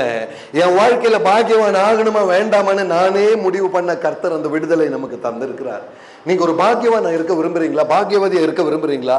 இல்ல சும்மா சாத்தானோட வாழ்ந்து ஏதோ வாழ்க்கையை ஓட்டி தட்டி இருக்கிற பாக்கியத்தையும் கெடுக்க விரும்புறீங்களா? அதனால தான் பாருங்க, உலகத்துல இந்த வேதாகமத்தை தவிர வேற எந்த புஸ்தகத்திலும் எப்படி ஒரு பாக்கியவானாய் வாழலான்னு சொல்லப்படவே இல்லை. உலக ஞானத்துக்கு, சயின்ஸுக்கு, டெக்னாலஜிக்கு இது தெரியாது. ஆண்டவருடைய வார்த்தை உனக்கு சொல்லி தருவதை ஏற்றெடுப்பியா மகனே, மகளே? ஒரு பாக்கியவானாய் வாழ கர்த்தர் உன்னை அழைக்கிறார். அதற்காகத்தான் இயேசு சிலுவையில் ரத்தம் சிந்தினார், உன்னை பாக்கியவானை மாற்ற தகுதிப்படுத்த. அவர் ரத்தம் இல்லைன்னா நமக்கு இந்த பாக்கியம் கிடையாதுங்க. ஹல்லேலூயா. இயேசு சிலுவைக்கு நன்றி செலுத்துவோம். கரங்களை உயர்த்தி, அப்பா அந்த சிலுவைக்கு நன்றி, நீ சிந்தின ரத்தத்திற்கு நன்றி, பிற்கப்பட்ட சரீரத்திற்கு நன்றி, இந்த பாக்கியத்தை எனக்கு வாங்கி தந்தீரே, அது கிருபை அல்லவா தெய்வ ஜனமே. Glory to God. Hallelujah. அந்த முதலாம் மரணத்தில் இருக்கிறவன் பாக்கியவானும் பரிசுத்தவானுமாய் இருக்கிறான். இவர்களின் மேல் 2ஆம் மரணத்திற்கு அதிகாரம் இல்லை. அப்படி பரிசுத்தவானை வாழ்கிறவன், உயிர் தெழுதுகிறவன், 2ஆம் மரணம் அவனுக்கு இல்லை. அதுதான் வெளிப்பாடு 2ல படிச்சீங்க. அவன் இந்த சபைக்கு சொன்னார், 2ஆம் மரணம் உனக்கு நேரிடாது. ஹல்லேலூயா. உத்தமனாய் வாழ்கிற தெய்வ ஜனமே, உனக்கு 2ஆம் மரணம் இல்லை. Receive it in Jesus name. 2ஆம் மரணம் எனக்கு வேண்டாப்பான்னு கரங்களை உயர்த்தி சொல்வீங்களா? ஆண்டவரே, 2ஆம் மரணத்துல நான் மாட்டக்கூடாது ஆண்டவரே. உண்மையா நான் கேட்டுக்கிறேங்க தெய்வ ஜனமே, தயவு செய்து இதை ரொம்ப பயபக்தியோடு நீங்க எடுக்கணும். இந்த உலகம் எல்லாம் இதை புரியாம வாழ்ந்துட்டு இருக்கிறாங்க. கிறிஸ்துவன் கூட இது புரியல, ஊழியக்காரருக்கு கூட இது தெரியல. அவ்வளவு பயங்கரமான ஒரு காலகட்டத்தில் சத்ருவானவன் கண்களை மூடி இந்த வார்த்தை வேதாகமத்தில் இருந்தும் இது தெரியாதபடி, புரியாதபடி இந்த உலகத்தின் சமுதாயத்தை சத்ரு மூடி வைத்திருக்கிறார். அந்த நடுவில் இருந்து சத்ருவின் கண் மூடுதலை உடைத்தறிந்து கர்த்தர் உன்னை மேல கொண்டு வர விரும்புகிறார். இன்றைக்கு காலையில God is opening the eyes of somebody who needs to see things that you can never see. உன்னால பார்க்க முடியாத ஒன்றை காண உன் இருதயத்தின் கண்களை இன்றைக்கு காலையில கர்த்தர் திறக்குகிறார். அந்த கட்டை கர்த்தர் உடைக்கிறார். Oh, receive it in Jesus name today. And this is the grace of God. இதுதான் தேவ கிருபை. இந்த கிருபையை உணர்ந்து கொள்ள இந்த 2ஆம் மரணத்திற்கு அவர்கள் மேல் அதிகாரம் இல்லை. இவர்கள் தேவனுக்கும் கிறிஸ்துவுக்கும் முன்பதாக எப்படி இருப்பாருங்க? ஆசாரியராய் இருந்து அவரோடு கூட 1000 வருஷம் ஆளுகை செய்வார். நீங்களும் நானும் தேவனோடு கூட ஆசாரியராய் இருக்க, உன்னுடைய தலையில ஒரு கிரீடம் இருக்கிற பதவி இருந்தா மாத்திரம் தான் ஆசாரியனாய் இருக்க முடியும். Otherwise it is a waste of life. நீ சிரிக்கலாம், நீ பெரிய அச்சீவ்மெண்ட் நினைக்கலாம், பூரா சுத்த வேஸ்ட். நீ பெரிய டாக்டரேட் எடுக்கலாம், பெரிய கம்பெனில பெரிய சம்பளம் வாங்கலாம், என்னமோ சாதிச்சேன்னு நீ நினைக்கலாம். Absolute waste of time. நித்திய நரகத்தில் இருப்ப. உன் கம்பெனியும் உன் டெசிக்னேஷனும் உன் சம்பளமும் நரகத்துல கிடக்கும் கடைசியில. இன்னைக்கு நான் சொல்றேங்க, உண்மையான தேவ பிரசன்னத்தில் இருக்கணும்னா, 2ஆம் மரணத்துல விடுவிக்கப்படணும்னா, நீ ஆசாரியராக இருந்து அவரோடு கூட ஆளுகை செய்ய. My dear brothers and sisters, தேவனோடு கூட ஆளுகை செய்ய கர்த்தருடைய டீம்ல இருக்க விரும்புறீங்களா? ஹல்லேலூயா, ஸ்தோத்திரம். இயேசுவின் டீம்ல இருக்க விரும்புறீங்களா? கரங்களை உயர்த்துவீங்களா? சொல்றீங்களா எஸ் ஆர் நோ? நீ காலையில் ஆவியானவர் கேட்கிறார், if you are not willing to be in the presence of the Lord, don't waste your time. நான் இன்னொரு படி மேல போய் சொல்லட்டுமா? இந்த உண்மையை வாழ முடியல, தெரியலன்னா சர்ச்சுக்கே வராதீங்க. வந்து பிரயோஜனம் கிடையாது. சும்மா ஞாயிற்றுக்கிழமை சர்ச்சுக்கு வந்தேன்னு சொல்லி ஒரு பிரயோஜனம் இல்லைங்க. சர்ச்சுக்கு வந்தும் நரகத்திற்கு போகலாம். அந்த கூட்டம் தான் ஜாஸ்தி. கிறிஸ்து இல்லாம சபையில ஆராதனை நடத்த முடியும். அப்படிப்பட்ட சபை தான் இன்னைக்கு எழும்பிட்டு இருக்கு. சபைன்னு பேரு சும்மா ஒரு சிலுவை, ஒரு பில்டிங். உள்ள பார்த்தா பைபிள் இருக்கும், உள்ள பார்த்தா வசனம் இருக்கும், பாட்டு இருக்கும், ஆனா தேவ பிரசனம் இருக்காது. அப்படிப்பட்ட சபையாக நம்ம மாறிவிடக் கூடாது என்பதற்காக இன்றைக்கு ஆவியானவர் இந்த எச்சரிப்பின் சத்தத்தை தேவன் தருகிறார். அருமையான தெய்வ ஜனம், இந்த வசனம் எத்தனை பேர் நம்ம இன்னைக்கு புரிஞ்சுக்கிறோம்? அவரோடு கூட 1000 வருஷம் ஆளுகை செய்ய ஒரு ஆசாரியனாக நான் இருக்கணும்னா, இந்த உலகத்தில் அவர் தந்திருக்கிற வேலைகள் பொறுப்புகள்ல நான் அந்த கொஞ்சத்துல உண்மையா இருந்தா தானே இந்த உண்மைக்கு அவர் என்னை பாத்திரவானாக காண்பார். ஹல்லேலூயா. உத்தமன் என்று விளங்க உனக்கு கொடுக்கப்பட்ட வாழ்க்கை இந்த வாழ்க்கை. நீ உண்மை உள்ளவனா இல்லையா, நீ உண்மை உள்ளவனா இல்லையா என்று நிரூபிக்கத்தான் இந்த வாழ்க்கை நாட்கள். வேற எதுக்கும் கிடையாது. சாக்கு போக்கு சொல்றதுக்காக வாழ்ந்து முடிக்கிறவனே நீ ஏமாந்து கொண்டிருக்கிறாய். ஏதோ காரியம் நடக்கிறதுக்காக கர்த்தரை கூப்பிடுகிறவளே நீ ஏமாந்தி உன்னை நஷ்டமாக்கி கொண்டிருக்கிறாய். நித்திய நரகத்தின் பாதையில் நீ போய்கொண்டு இருக்கிறாய். I am being very blunt and very clear. இன்னைக்கு அதுல ஒளிச்சு வைக்கிறதுக்கு ஒண்ணுமே இல்லை. நேரா நான் சொல்றேன், நீ சும்மா சிரிச்சு பேசி சும்மா ஒரு வேடிக்கைக்காக சபைக்கு வர்றியா, நரகத்துல நீ ஷுவர், நீ கண்டிப்பா நரகத்தில் இருப்பாய், சந்தேகமே வேண்டாம். இந்த தெளிவை ஆண்டவருடைய வார்த்தையில் இருந்து நான் புரிந்ததுனால நான் எடுத்து சொல்றேன். நீ பரலோக ராஜ்யத்தை காணணுமா, ஜாக்கிரதை தெய்வ ஜனமே. Be very very careful. It is not easy. அது சுலபம் அல்ல. Christian life is not easy. உன் தேவ பிரசன்னத்துல பரிசுத்தமாய் வாழ்வது சுலபம் அல்ல. அதனால்தான் மறுபடியும் சொல்ற, கடைசி வரைக்கும் நிலை நிற்கிறவன் பாக்கியவான். கடைசி வரைக்கும் நிலை நிற்கிறது கஷ்டம். அதுல எந்த ஒரு ட்விஸ்ட் எல்லாம் ஒன்றும் வேண்டாங்க. கடைசி வரைக்கும் நிலை நிற்க முடியாதுங்க. இன்னைக்கு இங்க இருக்கிற நிறைய பேருக்குள்ளே என்னமோ பேசுறாரு, ஒன்றும் புரியல, சும்மா கொஞ்ச நேரம் உட்கார்ந்து கேட்டு, நீ கண்டிப்பா அப்படி நினைக்கிற, நீ நரகத்திற்கு ticket ready, be ready, confirm, please get lost. நான் ஓப்பனா சொல்றேன், நீ பரலோகம் பார்க்க மாட்டாய், அது உறுதி. அதுல உனக்கே சந்தேகம் வேண்டாம். அதுக்கு தான் நான் எடுத்து சொல்றேன். You want to be in heaven. ஏசுவேன்னு சும்மா இங்க வேஷம் போட்டா நீ நரகத்திற்கு உறுதி. ஏசுவேன்னு சொல்லி சும்மா சர்ச்சுக்கு வந்து வேடிக்கை பேசிட்டு இருந்தா நீ நரகத்துக்கு நீ உறுதி. Because you are disrespecting the presence of God. I'm telling you, தேவ ஆலயத்துக்குள்ள வந்து கதை பேசிட்டு இருக்கிறியா, நீ நரகத்துக்கு போய் கொண்டு இருக்கிறாய் என்ற உன்னுடைய சொந்த வாழ்க்கையின் அடையாளம் அது. Oh, take it in Jesus name. இன்னைக்கு நான் சொல்றேங்க, தேவ ஆலயத்தில் வரும்பொழுது உனக்குள்ள ஒரு பயபக்தி வரலன்னா, கர்த்தருடைய பிரசன்னத்தில் அந்த தெளிவோடு நிற்க முடியலன்னா, you are an unfortunate being existing on planet Earth, which is a waste of time. இதைத்தான் ஆவியானவர் தெளிவாக சொல்கிறார். கர்த்தருடைய சிருஷ்டியில ஒரு வேஸ்டா இருக்க விரும்புறீங்களா, இல்ல கர்த்தருடைய சிருஷ்டியில அவர் உகந்தவனாய் நிற்க விரும்புறீங்களா? அந்த முடிவை நீங்களும் நானும் எடுக்க வேண்டிய நம்மளுடைய கடமை அது. அதற்காகத்தான் இந்த வேதாகமம், அதற்காகத்தான் இந்த வசனங்கள். அடுத்த வசனம் பார்க்கலாமா? 7வது வசனம் பாருங்களேன். வெளிப்பாடு 20:7வது வசனம். அந்த 1000 வருஷம் முடியும் போது சாத்தான் தன் காவலில் இருந்து விடுதலை ஆகி, அப்படி 1000 வருஷம் கர்த்தர் சாத்தானை காவலில் பூட்டி வைப்பார். அதற்கு பின்பு சாத்தானை கர்த்தர் விடுதலை செய்வார். அவன் மீண்டும் வந்து அந்த சபையை உபதிரவிப்பார். 8வது வசனம் போடுங்க பிரதர். சாத்தான் விடுதலை ஆகி பூமி 4 திசைகளிலும் உள்ள ஜாதிகளாகிய கோகையும் மாகோகையும் மோசம் போக்கும்படிக்கும் அவர்களை யுத்தத்திற்கு கூட்டிக் கொண்டு வரும்படிக்கும் புறப்படுவான். அவர்களுடைய தொகை கடற்கரை மணலின் தொகையை போல இருக்கும். That means சாத்தானானவன் தேவனுக்கும் சபைக்கும் தேவ சேனைக்கும் விரோதமாக யுத்தம் செய்ய அவன் ரெடி ஆகி கொண்டிருக்கிறான். உலகத்தின் ஜனங்களை எல்லாம் சேர்ப்பான் கர்த்தருடைய சபைக்கு விரோதமாக எழும்ப. அதனால் உனக்கு அதிக உபத்திரவங்கள் வரும் சபையே. இன்னைக்கு காலையில் இதை உணர்ந்து கொள்ள நான் சொல்றேன். பாஸ்டர் சொல்றாரு இல்லைங்களா, நிறைய பேர் சர்ச்சுக்கு வரல, நிறைய பேர் காணும், சபையின் எண்ணிக்கை குறைஞ்சிட்டே வருது. அப்படித்தான் நடக்கும்னு தான் இங்க எழுதியிருக்கு. சபைக்கு வருகிறவர்கள் குறைவார்கள். அந்த குறையிற கூட்டத்தில் நீ மாட்டிடக்கூடாது என்பதற்கு தான் கர்த்தர் இன்னைக்கு பேசுறார். ஆமென், ஸ்தோத்திரம். இன்னைக்கு நம்மை விட்டு பிரிந்து யாராவது தெரியாம மாட்டிட்டாங்கன்னா அவங்களுக்கு உதவி செய்யுங்க தெய்வ ஜனமே. இதை புரிய வைங்க. தயவுசெய்து அறியாமல் அதுல சிக்கிறாங்க அவங்க. இன்னைக்கு உலகமே அந்த போக்குல தான் போயிட்டு இருக்கு. உண்மையாக தேவனை ஆராதிக்க ஜனங்களுக்கு விருப்பம் வராது. உண்மையாக ஆராதிக்க அங்க சந்தோஷம் இருக்காது. உண்மையாக ஆராதிக்க தேவ பிரசன்னத்தில் அமர்ந்திருக்க ஜனங்களால் முடியாது. இன்றைக்கு அந்த தேவ பிரசன்னத்தில் அமர்ந்திருக்க கர்த்தர் நம்மை அழைக்கிறார். Glory to God, ஸ்தோத்திரம். இன்றைக்கு அந்த தேவ பிரசன்னத்தில் நம்மை தாழ்த்துவோமா? இதற்காக அல்லவா தேவ ஆவியானவர் நம்மை அழைக்கிறார். அந்த உண்மை எங்க என்று ஆவியானவர் கேட்கிறார். அடுத்த வசனம் போடுங்க பிரதர். 9வது வசனம் பாருங்களேன். அவர்கள் பூமி எங்கும் பரம்பி பரிசுத்தவான்களுடைய பாளையத்தையும் பிரியமான நகரத்தையும் வளைந்து கொள்வார்கள். தட் மீன்ஸ் தேவ சபையை உபதிரவிப்பார்கள். எருசலேம் என்ற நகரத்தை உபதிரவிப்பார்கள். அப்பொழுது தேவனால் வானத்திலிருந்து அக்கினி இறங்கி அவர்களை பட்சிக்க கூவுகிறது. அதாவது இந்த ஈரான் வார் எல்லாம் இன்னைக்கு பாக்குறீங்க, யுத்தங்கள் ஆரம்பிச்சாச்சு. இவைகள் எல்லாம் நடந்து முடியும் போது கடைசியாக இஸ்ரேல் ஆக்கிரமிக்கப்படும். இஸ்ரேல் இருக்கிற எருசலேம் பட்டணம் ஆக்கிரமிக்கப்படும். அன்றைக்கு தேவ பிரசன்னத்திலிருந்து ஒரு அக்கினி இறங்கி அங்க ஒரு பெரிய ஒரு அடையாளத்தை நீங்களும் நானும் காண போகிறோம். That means இன்னைக்கு கர்த்தர் ஒரு எச்சரிப்பின் சத்தை இன்னைக்கு நமக்கு நேராக இந்த வெளிப்பாட்டிலிருந்து கர்த்தர் தருகிறார். Be ready for the end time signs of God. கடைசி காலம் நெருங்கி கொண்டிருக்கிறது. தேவ சபைக்கு உபத்திரவங்கள் வந்து கொண்டிருக்கிறது. கர்த்தருடைய பாளையத்திற்கு விரோதமாய், பரிசுத்தவான்களுடைய பாளையத்திற்கு விரோதமாய் சத்ருவானவன் எழும்புவான். அதற்கு அடையாளம் என்ன தெரியுங்களா? சபைக்குள் வந்து பரிசுத்தமாய் வாழ விரும்புகிறவருடைய எண்ணம் குறையும். நான் பரிசுத்தமாய் வாழணும், நான் ஜீவ கிரீடத்தை பெறணும்னு நினைக்கிறவங்க எல்லாம் நிறைய இருக்க மாட்டாங்க.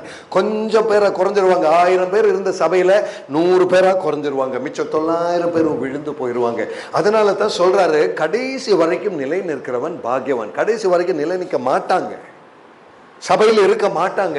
இன்னைக்கு இந்த உண்மையை புரிஞ்சுட்டு தான் நம்ம தெய்வ சபையில நிக்க முடியும். தெய்வ ஜனமே, ஏன் என்னுடைய வாழ்க்கையில ஏன் அதிகமா ஜெபிக்கிறேன், ஏன் ரொம்ப கவனமா இருக்கிறேன் தெரியுமா? ஆண்டவரே, இப்படி நான் விழுந்து போயிடக்கூடாது. ஆண்டவரே, விழுகாமல் இருக்க உம்மோடு கூட தொடர்பு வைக்க கிருபை தாங்க.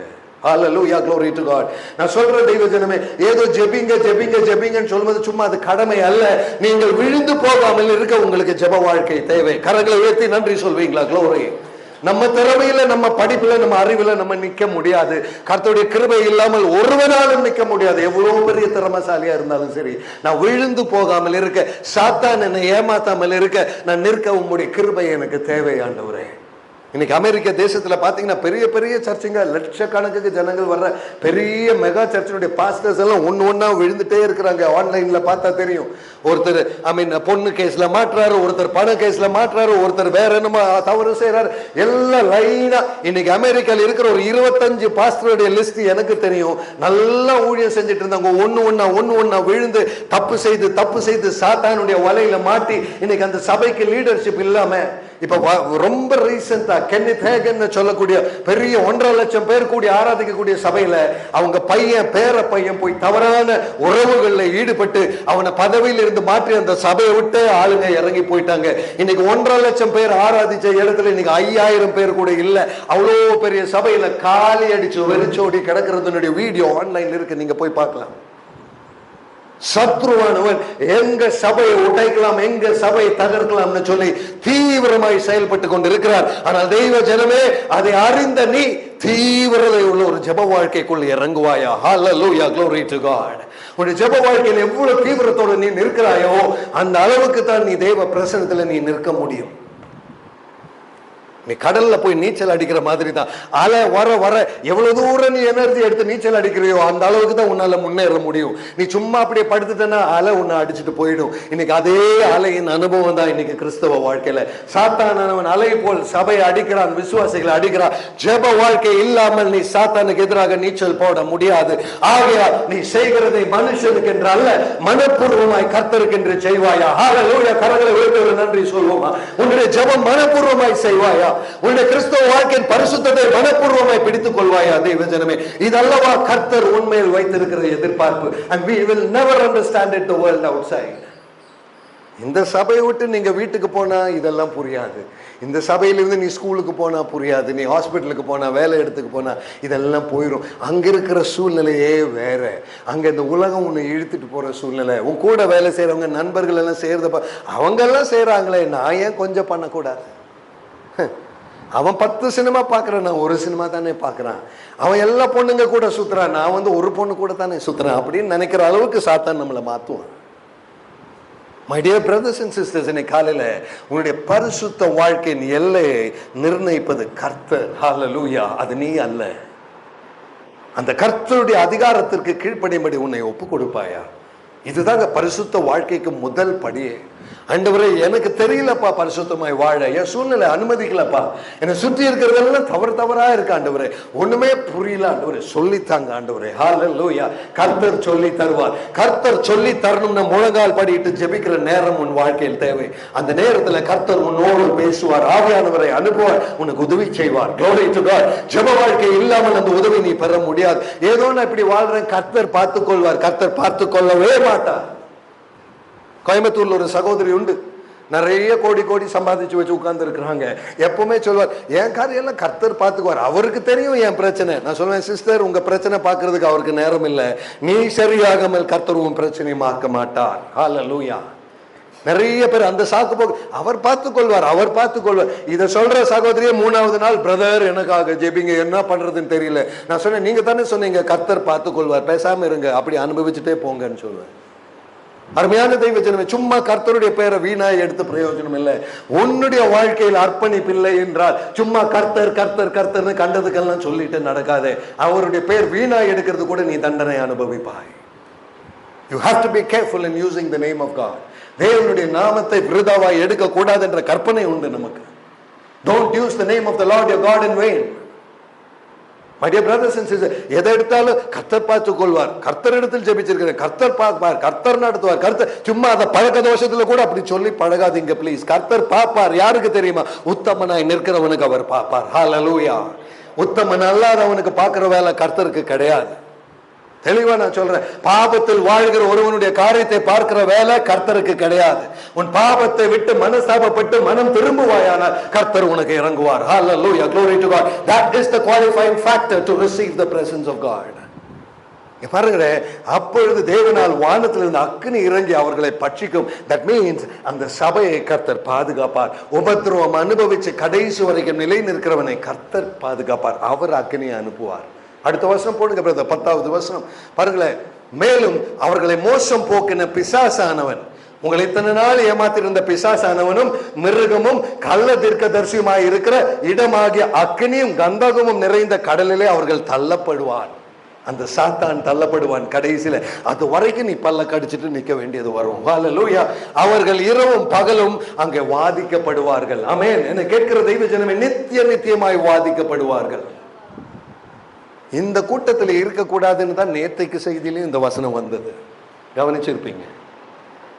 இந்த இரவும் பகலும் கந்தகத்தினாலே சதா காலங்களிலும் வாதிக்கப்படுற கூட்டத்தில் நீ இருக்க போறேங்கிறதுல சந்தேகமே இல்லை. எப்பொழுது உன் ஜெப வாழ்க்கை இல்லாமல் நீ செய்கிறதெல்லாம் மனப்பூர்வமாய் கர்த்தருக்கென்று செய்யாமல் நீ வாழ்ந்தால் வாய்ப்பே இல்லை. தெய்வ ஜனமே, சும்மா தெய்வ ஜனமே தெய்வ ஜனமேன்னு சொல்லி பிரயோஜனம் இல்லை. தெய்வ ஜனம்னு அழைக்கிறவங்க தான் நரகத்தில் போய் உட்காருவாங்க கடைசியில். கர்த்தருடைய பிள்ளையே, சகோதரனே சகோதரி, இந்த சகோதரன் சகோதரி தான் நரகத்திற்கு போக போறோம். Brother, sister, தயவு செய்து ஒரு விசை, can you just look back into your own life to see what is the clarity about which that you conduct yourself in the presence of God. உன் தேவ பிரசன்னத்தில் உன்னை நீ நிறுத்திக் கொள்கிற விதத்தின் தெளிவு என்ன என்பதை உன் இருதயத்தை சற்று திரும்பி பார்ப்பாயா? சகோதரன், ஒரு சின்ன பொய் சொன்னீங்களா? கொஞ்ச நேரம் சில கோவப்பட்டீங்களா? உங்க மனைவி மேல, இல்லை குடும்பத்து மேல, நண்பர் மேல? சகோதரியே, மற்றவங்களை பற்றி குற்றம் பேசினீங்களா பின்னால் நின்றுட்டு? இதெல்லாம் உன்னை நரகத்திற்கு கொண்டு போய் சேரும். சதா காலங்களில் நீ வாதிக்கப்படுவாய். ஒரு சின்ன தவறான வார்த்தை போதும் உன்னை வாதிக்கப்படுகிற அவஸ்தைக்குள்ள அனுப்ப. ப்ளீஸ் அண்டர்ஸ்டாண்ட், பரிசுத்தமாய் வாழ்வது எளிதல்ல. ஆகையால் தன் சோதனை சகிக்கிறவன் பாக்கியவான், ஆட்டுக்குட்டியானவருடைய திருமணத்திற்கு அழைக்கப்பட்டவன் பாக்கியவான், 2ஆம் மரணத்தில் படாதவன் பாக்கியவான். இந்த பாக்கியவானை எல்லாம் வேதாம் விளக்குறது. நீங்களும் நான் ஒரு பாக்கியவானை வாழ கொடுக்கப்பட்ட வாய்ப்பல்லவ இன்றைக்கு இந்த சபையில் இருப்பதே. எத்தனை பேர் அதை விசுவசிக்கிறீங்க? உண்மையான ஒரு பாக்கியவான் என்ற பதவிக்கு தானே இங்க வந்திருக்கிறோம். ஆமென். நரகத்திற்கு போறதுக்கு யாராவது இங்க வந்திருக்கிறீங்களா? இன்னைக்கு காலையில் இந்த சபையில் இன்னைக்கு ஆராதிக்க வந்திருக்கிற யாராவது நரகத்திற்கு போகணும்னு தெரிஞ்சு இங்க வந்திருக்கிறீங்களா? போகக்கூடாதுங்கிற எண்ணத்துல தான் நம்ம எல்லாரும் வந்திருக்கிறோம். ஆனா போகக்கூடாதுன்னு எண்ணம் வைத்தால் பார்த்தா அது உன்னுடைய வாழ்க்கையில் ஒரு திருப்பத்தை கர்த்தர் கேட்கிறார். ஹல்லேலூயா, glory to God. அந்த உண்மையான அந்த அர்ப்பணிப்பை கர்த்தர் கேட்கிறார். அந்த சபையில் கர்த்தருடைய பிரசன்னம் இறங்கும். ஆமென். நீ ஆராதிக்கிற இடத்தில் தேவ பிரசன்னம் இறங்கும். அதற்காக தாங்க நான் அடிக்கடி ஜெபிக்கிறேன். பாஸ்டர் சொன்னார், இன்னைக்கு கூட சொன்னார், மத்தியானம் ஃப்ரீ தானே பிரதர், அப்படியே பாண்டிச்சேரி சுத்தி பார்க்கலாம். எனக்கு பாண்டிச்சேரி பார்க்க ஆசையே இல்லைங்க. என் தேவ பிரசன்னத்துல முழங்கால நிக்கணுங்க. மத்தியானம் ஃப்ரீயா இருந்த ரூம் சும்மா தான் இருக்கு, தனியா தான் இருக்கிற. கர்த்தாவே, உம்முடைய ராஜ்யம், நான் பரலோகம் பார்க்கணும்ப்பா, எனக்கு பாண்டிச்சேரி பார்க்க வேண்டாம் ஆண்டவரே. I'm sorry. இங்க பாண்டிச்சேரியில பீச்சும் பார்த்து அங்க அவர் அதை பண்ணார், இவர் இதை பண்ணார், இந்த பில்டிங் அது இது பார்த்து எனக்கு ஒன்றும் கிடைக்க போறது இல்லை. ஆனா தேவ பிரசன்னத்தை இன்னைக்கு வரைக்கும் காணாத சிலரை காண கர்த்தர் நேரத்தை தரும் பொழுது, ஓ, கரங்களை தட்டி தேவனுக்கு ஒரு நன்றி செலுத்துவோம். Receive it in the name of Jesus, brother, sister. அது பாண்டிச்சேரி மட்டும் இல்லைங்க, நான் லண்டன் போனாலும் அப்படித்தான், நான் நியூயார்க் போனாலும் அப்படித்தான். வெளியில போற பழக்கமே இல்லை. இன்னைக்கு உங்க தெளிவுக்காக சொல்றேன், ஒயிட் ஹவுஸ்ல போய் பிரசிடென்ட் ட்ரம்போடு கூட பேசிட்டு வெளியே வந்து ரூம்ல உட்கார்ந்து ஜெபிக்கிற மனுஷன் தான். எனக்கு ஒயிட் ஹவுஸ் சுத்தி பார்க்கணும்னு அங்க பார்க்கலாம் உள்ள போய், அதுக்கு நமக்கு தேவையில்லைங்க. ஒயிட் ஹவுஸ் பார்த்து ஒன்றும் கிடைக்காது, எனக்கு என்னுடைய ஹவுஸ் பார்க்கணும். Hallelujah. Glory to God. And the White House, what a beautiful place the Lord has prepared for me. My dear brothers and sisters, your priority in life enna? What is your priority in life? இது மிக கடினமான process எல்லாம் ஒன்றும் கிடையாது. உன் தேவன் மேல் எவ்வளவு அன்பு வைத்திருக்கிறாய், அது உன் வாழ்க்கையை மாற்றும். நீ செய்கிறதை மனப்பூர்வமாய் கர்த்தருக்கு என்று செய்தால் you will be a changed person. அதுதான் இந்த வார்த்தை சொல்லுகிற. அடுத்த வசனம் 11 போடுங்க brother. Look at the 11th verse. பின்பு நான் பெரிய ஒரு வெள்ளை சிங்காசனத்தையும் அதன் மேல் வீற்றிருக்கிறவரையும் நான் கண்டேன். யோவான் இப்போ தேவாதி தேவனை காண்கிறார். பரலோகத்திலே ஒரு வெள்ளை சிங்காசனத்தில் அவர் அமர்ந்திருக்கிறார், அவரையும் கண்டேன். அவருடைய சமூகத்தில் இருந்த பூமியும் வானமும் அகன்று போயின, அவைகளுக்கு இடம் காணப்படவில்லை. இன்னைக்கு நம்ம இருக்கிற இந்த பூமி, நம்ம பார்க்குற இந்த வானம் தெய்வ பிரசன்னத்தில் நிற்காது. அதனால தான் நான் சொல்கிறேன், இந்த சொத்துக்காக, தங்கத்துக்காக, இந்த வைரத்துக்காக கஷ்டப்படுகிற மகனே மகளே, உன் வாழ்க்கையை நீ வீணாக்குகிறாய். கொஞ்ச நாள் பேங்க்ல பணம் இருக்கும் நீ சாகிற வரைக்கும், அதுக்கப்புறம் அடுத்தவன் கொண்டு போவான். நீ வாங்குற தங்கமும் வைரமும் எல்லாம் கொஞ்ச நாள் லாக்கரில் வச்சு கொஞ்சம் டெக்கரேஷன் எல்லாம் பார்த்துக்கலாம். அதுக்கப்புறம் நீ எங்கிருந்து இந்த தங்கம் வந்தது, அந்த பூமியே நிற்காது. உன் தங்கம் எங்கே நிற்க போகுது? My dear brothers and sisters, உன் வாழ்கிற நாள் உன் ஆசைக்கு கர்த்தர் எல்லாம் தருவாருங்க. தங்கத்தையும் தருவார், வைரத்தையும் தருவார், சொத்தையும் தருவார், வண்டியும் தருவார், வீடும் தருவார், எல்லாம் தருவார். அதை என்ஜாய் பண்ணிட்டு வாழ்ந்துட்டே இரு. அதுக்காக வாழ்றவனா நீ இருக்கக்கூடாது. That is the difference. Hallelujah. பாருங்களேன், இந்த வானமும் பூமியும் அகன்று போயின, அவைகளுக்கு இடம் காணப்படவில்லை. காரணம் என்ன தெரியுங்களா? அப்படியே கொஞ்சம் இந்த வெளிப்பாடு 11 நாங்க நின்றுட்டு கொஞ்சம் உங்க வேதாகமத்தை சங்கீதம் 50 4வது வசனம் வருவீங்களா? திருப்பி இந்த வசனத்துக்கு நம்ம வரப்போறோம். ஆனா சங்கீதம் 50 4வது வசனத்திற்கு வாங்களேன். அந்த வசனம் அந்த வானத்தை பூமியை குறித்து என்ன சொல்லுகிறது பாருங்களேன். சங்கீதம் 50 4வது வசனம். அவர் தம்முடைய ஜனத்தை நியாயம் தீர்க்கிற மேல் இருக்கிற வானத்தையும் கீழே இருக்கிற பூமியும் அவர் கூப்பிடுவார். நியாய தீர்ப்பின் நாளில் இந்த வானமும் உங்களை நியாயம் தீர்க்க அவர் இந்த வானத்தையும் இந்த பூமியையும் அவர் கூப்பிடுவார். அதோடு கூட இந்த பூமி இருக்காது, அதோடு கூட இந்த வானம் இருக்காது. அப்படின்னா நீ வாழ்கிற நாட்களில் நீ எப்படி வாழ்ந்தாய் என்று சாட்சி கொடுக்க இந்த பூமியை கர்த்தர் வைத்திருக்கிறார். காரணம் என்ன தெரியுங்களா? இந்த பூமியில நீங்க உங்க போன், சும்மா உங்க கூகுள் போன் எடுத்த கூட நீங்க எங்க போனீங்க, எங்க வந்தீங்கன்னு அதுலயே ரெக்கார்ட் ஆயிட்டு இருக்கு உங்க லொகேஷன். நீங்க எங்க போனீங்க, நான் பெங்களூர்ல இருந்து வந்தேன், இன்னைக்கு பாண்டிச்சேரியில இருக்கிறேன், நாளைக்கு நான் லண்டன்ல இருப்பேன். அந்த கூகுளுக்கு நல்லா தெரியும் இவன் எத்தனை மணிக்கு, எந்த நாள்ல, எந்த டேட்ல எங்க போன. இந்த கூகுளுக்கே அது தெரியும்னா, உங்க போனுக்கே உங்களை பத்தி ட்ராக் வைக்க தெரியும்னா, கர்த்தர் எவ்வளவாக இந்த பூமியின் மேல் உங்களை ட்ராக் வச்சுட்டு இருப்பாருன்னு கொஞ்சம் புரிஞ்சுக்கோங்க. அருமையான தெய்வ ஜனமே, நீ எங்க போன, என்ன செய்தாய் என்பதை இந்த பூமி சாட்சி சொல்லும்.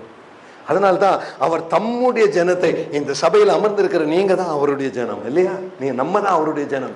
அவருடைய ஜனத்தை நியாயம் தீர்க்க அந்த வானத்தையும் பூமியும் அழைப்பார். ஏ பூமி சொல்லு, சாஜி ஏப்ரஹாம் எப்படிப்பட்டவன், ஏ வானமே சொல்லு அவன் எப்படிப்பட்டவன், என்னத்தெல்லாம் பேசினான். அருமையான தெய்வ ஜனமே, என்னாகமம் புஸ்தகம் 12ஆம் அதிகாரத்தின் 3வது வசனம் எடுக்கிறீங்களா? என்னாகமம் 12ஆம் அதிகாரம் 3ஆம் வசனம் பூமி எப்படி சாட்சி சொல்லுன்னு நான் காண்பிக்கிறேன். என்னாகமம் 12:3 மோசேயானவன் அப்படிங்களா? இந்த வசனம் ஏற்கனவே இந்த சபையில நான் பேசி இருக்கிறேன் ஒரு தடவை. மோசேயானவன் பூமியில் உள்ள சகல மனிதர்களும் மிகுந்த சாந்த குணமுள்ளவனாய் இருந்தார். அப்படி என்றால் இந்த பூமி மோசே குறித்து ஒரு சாட்சி கொடுக்கும் நியாய தீர்ப்பின் நாளில். இந்த பூமி உங்களை குறித்து சொல்லும், என்ன குறித்து சொல்லும். மோசே சார்ந்த குணம் உள்ளவனா? மோசே ஒரு எகிப்தியனை கொன்னது நமக்கு எல்லாம் தெரியும் இல்லையா? ஆனாலும் அவன் சார்ந்த குணம் என்று கர்த்தர் சாட்சி கொடுக்கிறார். காரணம் என்னன்னா, அவனுடைய கடந்த பாவ வாழ்க்கையை விட்டு தேவனிடத்தில் திரும்பினான். அந்த மோசே கடந்த காலத்தை தேவன் மன்னித்தார். அவன் கர்த்தரிடம் திரும்பின பின்பு அவன் உத்தமனாய் உண்மையுள்ளவனாய் அவன் வாழ்ந்தார். இந்த பூமியில் உள்ள எல்லா மனிதர்களும் அவன் சார்ந்த குணம் உள்ளவனாய் இருக்க கிருபை கர்த்தர் அவனுக்கு கொடுத்தார். அப்படின்னா நியாய தீர்ப்பின் நாளில் மோசையும் நிற்பான். நியாய தீர்ப்பில் அன்னைக்கு அந்த பூமி சொல்லும், ஆண்டவரே என் மேல நடந்த இத்தனை கோடி மனுஷர்ல மோசே தான் ஆண்டவரே சார்ந்த குணம் உள்ளவன். அந்த மோசைக்கு கர்த்தர் கிரீடத்தை தருவார், அவனை பரலோகத்தில் எடுத்துக்கொள்வார். அதுக்கப்புறம் என்ன கூப்பிடுவார்? உங்களை கூப்பிடுவார். இந்த பூமி சொல்லும், நான் யாரு நீங்க யாருன்னு. நம்மளை பத்தி உண்மை பேசுறதுக்கு இந்த பூமியினுடைய வாயை நம்மளால அடைக்க முடியாதுங்க. நீ யார் வீட்டுக்கு போன, நீ என்ன பேசின, நீ எங்கெங்க தப்பா போன, நீ குடும்பத்தை மறைச்சிட்டு எங்க போன, கணவனை மறைச்சிட்டு, மனைவியை மறைச்சிட்டு, குழந்தைக்கு மறைச்சிட்டு, உன் ஊருக்கெல்லாம் தெரியாம நீ வெளியூர்ல போய் தப்பு செஞ்சுட்டு வந்ததெல்லாம் இந்த பூமி ரெக்கார்ட் பண்ணிட்டு இருக்குங்க. மறைக்க முடியாதுங்க. My dearest brothers and sisters, I'm telling you, every conversation you have on the phone with somebody which is a secret, every message you type is available on the day of judgment. I'm sorry about it. நான் பேசுற ஒவ்வொரு வார்த்தையும், see, energy can neither be created nor destroyed. அதுதான் Newton's law of motion, right? நான் பேசுற வார்த்தை அதை erase பண்ண முடியாது. இன்னைக்கு நீங்க நாசா வெப்சைட்ல போய் அங்க ஒரு லாகின் பண்ணி உள்ள போனீங்கன்னா சானிக் டெக்னாலஜின்னு ஒரு லிங்க் இருக்கு. அந்த லிங்கை கிளிக் பண்ணீங்கன்னா நீங்க பேசின ஒவ்வொன்றும் திருப்பி வருங்க. You can listen to what you spoke on which day which time. 2025 December 24 Saji Abraham பேசினதை பிளே பண்ண சொன்னா NASA is able to play it back. இன்னைக்கு அது இருக்கு. உங்க வீட்டுக்கு போய் அந்த வெப்சைட்ல போய் பிளே பண்ணுங்க. நீங்க பேசின ஒவ்வொரு ரபிஷும் கேட்கும். உங்க போன் கால்ஸ் வருது. ஒரு நாசா டெக்னாலஜியில் இவ்வளவு முடியும்னா, ஐ எம் டெல்லிங் யூ, நீங்க அங்க நாசா அது எப்படி ஒர்க் ஆகுதுன்னு தெரியுமா? ரெக்கார்ட் யுவர் வாய்ஸ்னு சொல்லுவோம். அப்போ வாய்ஸ் சாம்பிள் அதை எடுக்கும். அந்த சாம்பிள் எடுத்து அதனுடைய ஃப்ரீக்வன்சி ரெகக்னைஸ் பண்ணி அப்புறம் ஒரு டேட் கேட்கும். Which day conversation to you want to hear? நீங்க 2023 நவம்பர் 24 போட்டீங்கன்னா அந்த 2023 நவம்பர் 24 உன்னுடைய ஃப்ரீக்வன்சில உன்னுடைய வாய்ஸ்ல நீ என்ன பேசுனியோ அப்படியே பிளேபேக் வருது. That means there is no escape. Brother, sister, இன்னைக்கு இருக்கிற சயின்டிபிக் டெக்னாலஜி நாசாவனால அவ்வளவு முடியும்னா, வானத்தையும் பூமியையும் படைத்தவர் மேல இருக்கிற வானத்தை கூப்பிடுவார் உன்னை குறித்து சாட்சி சொல்ல. Are you ready to face that music in the presence of the Lord? Be careful, brother, sister. He is the greatest technologist you can ever find. He is the creator of every system in the universe. அவர் மேல் இருக்கிற பூமி சகல மனிதர்கள், ஐ மீன் மோசே அனவன் சகல மனிதர்கள் மேல மிகுந்த சாந்தமுடையவன் என்று இந்த பூமி சாட்சி கொடுக்கும். சங்கீதம் 54 திரும்பி வாங்க பிரதர். அங்கே அவர் மேல் இருக்கிற வானத்தையும் கீழே இருக்கிற பூமியை மழைப்படுத்த லார்ட் ஜீசஸ் will call. இயேசு சொல்வார், ஏ பூமியை சொல் இந்த பையனை பத்தி, ஏ வானத்தை சொல் இந்த மகளை பத்தி. What did she talk? What did she do? Brother sister, நம்ம எல்லாம் நினைக்கிற ஒரு பாஸ்வேர்ட்ல ப்ரொடெக்ஷன் வச்சா அப்பா அம்மாக்கு தெரியாது, நான் பாய் ஃப்ரெண்டுக்கு மெசேஜ் அனுப்புனது தெரியாது, but your friend up above knows everything. You can't hide. I'm sorry. This better be careful. தேவனுடைய பிரசன்னத்தில் ஒவ்வொரு வார்த்தையும் you are accountable in the presence of God. அதனால தான் சத்ருவானவன் இந்த சபைக்கு வரும்போது ஆராதிக்க இன்ட்ரெஸ்ட் இல்லை, ஜெபிக்க இன்ட்ரெஸ்ட் இல்லை, பைபிள் எல்லாம் படிச்சு என்ன போர் அடிக்குது, சும்மா சண்டே வர சொல்றாங்க, பாஸ்டர் வேற உட்காந்து திட்டிகிட்டே இருக்கிறாரு, வரல வரல வரலன்னு. ஏன் இது நடக்கிறதுன்னு நீங்க புரிஞ்சுக்கிட்டீங்களா? சத்ருவானவன் உன்னை பரலோக ராஜ்யத்தில் நீ கிரீடம் தரித்தவனாய் அரசாள்கிறவனாக நீ இருக்கக்கூடாது.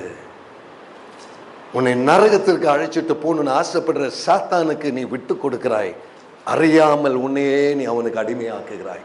இதுதாங்க நடக்கிற உண்மை. அதிலிருந்து கொஞ்சம் பேராவது இன்னைக்கு நம்ம சபைக்கு வர நம்ம இன்னைக்கு கிருபை பெற்றிருக்கிறோம்னா அதுதாங்க பெரிய தேவ ஐஸ்வர்யம். கர்த்தர் நம்ம ஒன்றாய் இந்த ஞாயிற்றுக்கிழமை காலையில இந்த தேவாலயத்துக்கு கொண்டு வந்ததுக்காக கரங்களை உயர்த்தி அப்பா தேங்க்யூ ஃபார் யுவர் மர்சின்னு சொல்லுவோமா? This is grace. You are not here by your plan. You are here by the grace and the call of God. ஒரு டிஃபால்ட் சிஸ்டம்ல நம்ம இங்க வரலைங்க. கர்த்தர் நம்மை அழைத்து கொண்டு வந்தார். இன்றைக்கு நான் இங்க இருக்கிறது I know it's the plan of God. நாளைக்கு நான் வெளிநாட்டில் இருப்பேன். That is also the plan of God. உலகமெங்கும் ஆத்துமாக்களை இந்த கடைசி காலத்துல கர்த்தரை அறிகிற இந்த அறிவுக்குள் நடத்துவதுதான் எனக்கு தேவன் தந்திருக்கிற கடமை. இன்னைக்கு இந்த எருசலேம் தேவாலயத்தில் நான் சொல்வது என்னுடைய கடமை. ஏற்றுக்கொள்ள வேண்டியது உங்களுடைய ரெஸ்பான்சிபிலிட்டி. என்னை கேட்கிற தெய்வ ஜனமே, கேன் வி பி கேர்ஃபுல்? அவர் தம்முடைய ஜனத்தை நியாயம் தீர்க்க மேல் இருக்கிற வானத்தையும் கீழ் இருக்கிற பூமியும் அவர் அழைப்பார். பிரதர், இப்ப திருப்பி வாங்க வெளிப்பாடு 20:11 திருப்பி வாங்க. Revelation chapter 20 and verse number 11. அங்க வந்துட்டோம்னா அங்க பாருங்களேன், அந்த 11வது வசனம், 11th verse please. 20:11. பின்பு நான் பெரிய வெள்ளை சிங்காசனத்தை அதன் மேல் வீற்றிருக்கிறவரையும் நான் கண்டேன். அவருடைய சமூகத்தில் இருந்த பூமியும் இந்த வானமும் அகன்று போயின, அவைகளுக்கு இடமே இல்லை. உன்னை குறித்து சாட்சி சொன்னதுக்கு அப்புறம் இந்த பூமிக்கும் இந்த வானத்துக்கும் வேலையே கிடையாது. It cannot stand in the presence of God. வெளிப்படுத்தின விசேஷம் 21ஆம் அதிகாரம் முதல் 2 வசனங்கள், 21 முதல் 2 வசனங்கள் படிங்களேன். அங்கேயும் பார்ப்பீங்க இந்த வானமும் பூமியும் ஒழிந்து போன என்று சொல்லி. Revelation chapter 21 verses 1 and 2. பின்பு நான் புதிய வானத்தையும் புதிய பூமியும் கண்டேன். அப்படி என்றால் உன்னை குறித்து சாட்சி கொடுத்த வானமும் பூமியும் இல்லை, முந்தின வானமும் முந்திய பூமியும் ஒழிந்து போயின, சமுத்திரமும் இல்லாமல் போயிட்டு. That means புதிய பூமிக்கு சமுத்திரம் கிடையாது. இன்னைக்கு நீங்க இருக்கிற பூமிக்கு சமுத்திரம் உண்டு, ஆனா கர்த்தர் படைக்கிற புதிய பூமிக்கு சமுத்திரமே கிடையாது. ஆகையால் நீங்கள் நான் இத்தனை பேர் ஆளுகை செய்யணும்னா அவ்வளோ பெரிய ராஜ்யங்கள் தேவை. சமுத்திரமும் சேர்ந்து நிலமானால் தான் நம்ம எல்லாம் ஒரு ஆளுகைக்கு உட்கார வைக்க முடியும். அதற்காகத்தான் அந்த திட்டத்தை கர்த்தர் அப்படி வைத்து இருக்கிறார். இன்னைக்கு 2/3 தான் சமுத்திரம், 1/3 தான் பூமி இல்லையா? இனி எல்லாமே ஃபுல்லாவே பூமியானா அந்த அளவுக்கு பரப்பளவுக்கு தேசங்கள் ராஜ்யங்கள் கர்த்தருடைய ஆளுகையில் 1000 வருஷம் இருக்க, கிரீடத்தை தரித்த நீங்களும் நானும் ஆளுகை செய்கிற ராஜாக்களாக இருக்க கர்த்தர் உங்களை நியமிப்பார். Are you ready for that? கரங்களை உயர்த்தி நன்றி சொல்வீங்களா? இது தேவனுடைய திட்டம், இது அவர் நிறைவேற்றுவார். இந்த பூமியை வானத்தை தூக்கி போடுவார், அதற்கு இடமே இல்லை. இந்த பூமியில வாழ்ந்துட்டு உன் வாழ்க்கையை வேஸ்ட் பண்ணாதப்பா அம்மா. இது நில நிக்காத பூமி. இதை பார்த்துட்டு நீ சண்டை போட்டு கேஸ் போட்டு சொத்து வழக்கு கோர்ட்டு கேஸ்ன்னு சொல்லிட்டு நடக்கிறியே, இந்த பணத்துக்காக குத்தி கொலை பண்ணி ஏமாத்திட்டு நடக்கிறியே, what a waste of time. இந்த அறிவு மட்டும் இருந்த இந்த கொலையும் குத்தலும் நடக்காதே. சத்ருவானவன் உன்னை குத்த வைப்பான், கொலை செய்ய வைப்பான், பொய் சொல்ல வைப்பான், ஏமாற்ற வைப்பான். கர்த்தரோ பரிசுத்தமாய் வாழும் மகனே மகளே, இதுல அர்த்தமே இல்லை பண்ற ஞானத்தை அவர் தருவார். ஹல்லேலூயா. கரங்களை உயர்த்தி அந்த தேவ கிருபைக்கு ஞானத்துக்கு நன்றி சொல்வோமா? இந்த உலக மனுஷனெல்லாம் ஏமாந்து ஓடிட்டு இருக்கிறாங்க. தயவு செய்து நீங்க ஏமாந்து ஓடாதீங்க. கர்த்தருக்கு பயப்படுதலே ஞானத்தின் ஆரம்பம். ஹல்லேலூயா, glory to God. இந்த ஞானம் வெளி உலகத்திற்கு கிடையாது. They think of making money is all about life. அது அல்ல வாழ்க்கை. நீ பரலோகத்தில் சிங்காசனத்தில் வீற்றிருக்க நித்தியமாய் அவரோடு கூட இருக்க பெறுகிற வாய்ப்பு தான் வாழ்க்கையின் சக்சஸே. மற்றதெல்லாம் ஃபெயிலியர் இன் லைஃப். இந்த வானமும் நிற்காது, இந்த பூமியும் நிற்காது. அடுத்த வசனம் பிரதர், இல்ல வெளிப்பாடு 20:12 வாங்க. வெளிப்பாடு 20:12 வசனம், 20வது அதிகாரம் 12th verse. பாருங்களேன், படிங்க. மரித்தோராகிய சிறியோரையும் பெரியோரையும் தேவனுக்கு முன்பதாக நிற்க கண்டேன். அருமையான தெய்வ ஜனமே, நம்ம எல்லாம் மரிச்சதுக்கு பின்பதாக தேவனுக்கு முன்பதாக நிற்கணும். நீ நல்லா வாழ்ந்தாலும் சரி, கெட்டதா வாழ்ந்தாலும் சரி. தயவு செய்து இந்த வசனத்தை பார்த்துக்கோங்க. அப்பொழுது புஸ்தகங்கள் திறக்கப்பட்டன. உனக்குன்னு ஒரு புக் இருக்கு, தனியா உன் வாழ்க்கையை எழுதி வைக்கிற அந்த தூதர் அங்க, அதுதான் அவனுக்கு வேலை. நீ சொன்ன பொய்யும், நீ அனுப்பின மெசேஜும், நீ பார்த்த வீடியோவும் எல்லாம் எழுதி வைக்கிறாங்க. அந்த புக்கு இங்க கிடையாது, நீ போய் பெண் வாங்கி அழிச்சிட முடியாது. அது கர்த்தருடைய ராஜ்யத்தில் இருக்கு. அந்த புஸ்தகங்கள் திறக்கப்பட்டன. அந்த என்றும் ஜீவ புஸ்தகம் என்ற வேறொரு புஸ்தகம் திறக்கப்பட்டது. அப்பொழுது அந்த புஸ்தகங்களில் எழுதப்பட்டவைகளின்படியே மரித்தோர் தங்கள் தங்கள் கிரியைகளுக்கு தக்கதாக, இன்னைக்கு மரித்தவர்களும் சரி, உயிரோடு இருக்கிற நம்மளும் சரி, நம்மளுடைய கிரியைக்கு தக்கதாக நம்ம நியாயம் தீர்க்கப்படுவோம். My dear brother, sister, you will be judged according to your deeds, your actions. அதனால்தான் வெளிப்படுத்தின விசேஷம் கடைசி 22ஆம் அதிகாரம் 12ஆம் வசனம் பாருங்க. 22:12 பாருங்க. இதோ நான் சீக்கிரமாய் வருகிறேன், அவனவன் கிரியைக்கு தக்க பிரதிபலன் என்னும், அவனவனுக்கு நான் அளிக்கும்படி என்னோட கூட வருகிறது என்று இயேசு சொன்னார். My dear brothers and sisters, அவர் வரும்பொழுது உன் கிரியைக்கு தக்க பிரதிபலனை உனக்கு அளிக்க கர்த்தர் கூட கொண்டு வருகிறார். அவர் கையில, கர்த்தர் கையில கொண்டு வரதை நீ அட்ஜஸ்ட் பண்ணி ஏமாத்தி வாங்க முடியாது. அது அவர் கையில் இருந்து வருகிறது. பிரதர் சிஸ்டர், இதுக்கு தாங்க உத்தமனாய் வாழ், பரிசுத்தனாய் வாழ், ஜெப வாழ்க்கையோடு வாழ், சாத்தான் கையில மாட்டிராத. அவருக்கு முன்னால நீ நின்னே ஆகணும். நீ வெட்கப்பட்டு போயிட கூடாது. ஆண்டவரே, எருசலேம் சபைக்கு போய் ஆராதிச்சுட்டு நரகத்திற்கு போறதுல என்ன பிரயோஜனம்? இன்னைக்கு காலையில் ஆவியானவர் உணர்த்துகிறார். Can you be careful about this? நான் அளிக்கும் பலன் என்னோட கூட வருகிறது என்று இயேசு சொல்கிறார். Are you ready to face Jesus today? அந்த இயேசுவை முகாமுகமாக தரிசிக்க உனக்கு தைரியம் இருக்கா இன்னைக்கு? Are you ready? அந்த பரிசுத்தத்தோடு வாழ்றோமா? பிரதர் திருப்பி வாங்க, வெளிப்பாடு 20:12 வந்துருங்க. ஸ்தோத்திரம். 20வது அதிகாரம் 12வது வசனம். நான் கொஞ்சம் குயிக்கா போறேன், ஏன்னா டைம் இல்லாதனால. But I want you to understand the crux of the matter. 13 பாத்தீங்கன்னா, மரித்தோர் உயிர் தெழுவார்கள், புஸ்தகங்கள் திறக்கப்பட்டது, தங்கள் தங்கள் கிரியைகளின்படி நியாயம் தீர்க்கப்பட்டார்கள். அடுத்த வசனம் 14th verse போடுங்க பிரதர். 14வது வசனம் பாருங்களேன். 20:14 நெக்ஸ்ட் verse பாருங்களேன். அப்பொழுது மரணமும் பாதாளமும் அக்கினி கடல்ல தள்ளப்பட்டது. இதுதான் இரண்டாம் மரணம். ஹalleluya, glory to God. பரிசுத்தமாய் வாழ்கிறவன் பாதாளத்தில் தள்ளப்பட மாட்டான். அசுத்தமாய் வாழ்ந்தவன் அந்த நியாய தீர்ப்பின் பின்பு தள்ளப்படுவான். நியாய தீர்ப்புக்கு பின்பு இரண்டாம் மரணம் ஏற்படும். அந்த இரண்டாம் மரணத்திலிருந்து உன்னை பாதுகாப்பேன் என்று சபைக்கு கர்த்தர் சொல்லுகிற வார்த்தை தான் முதல்ல படிச்சோம். ஹalleluya. இந்த இரண்டாம் மரணம் வராமல் ஜாக்கிரதையாக இன்னைக்கு வாழ்வது நமக்கு நல்லது.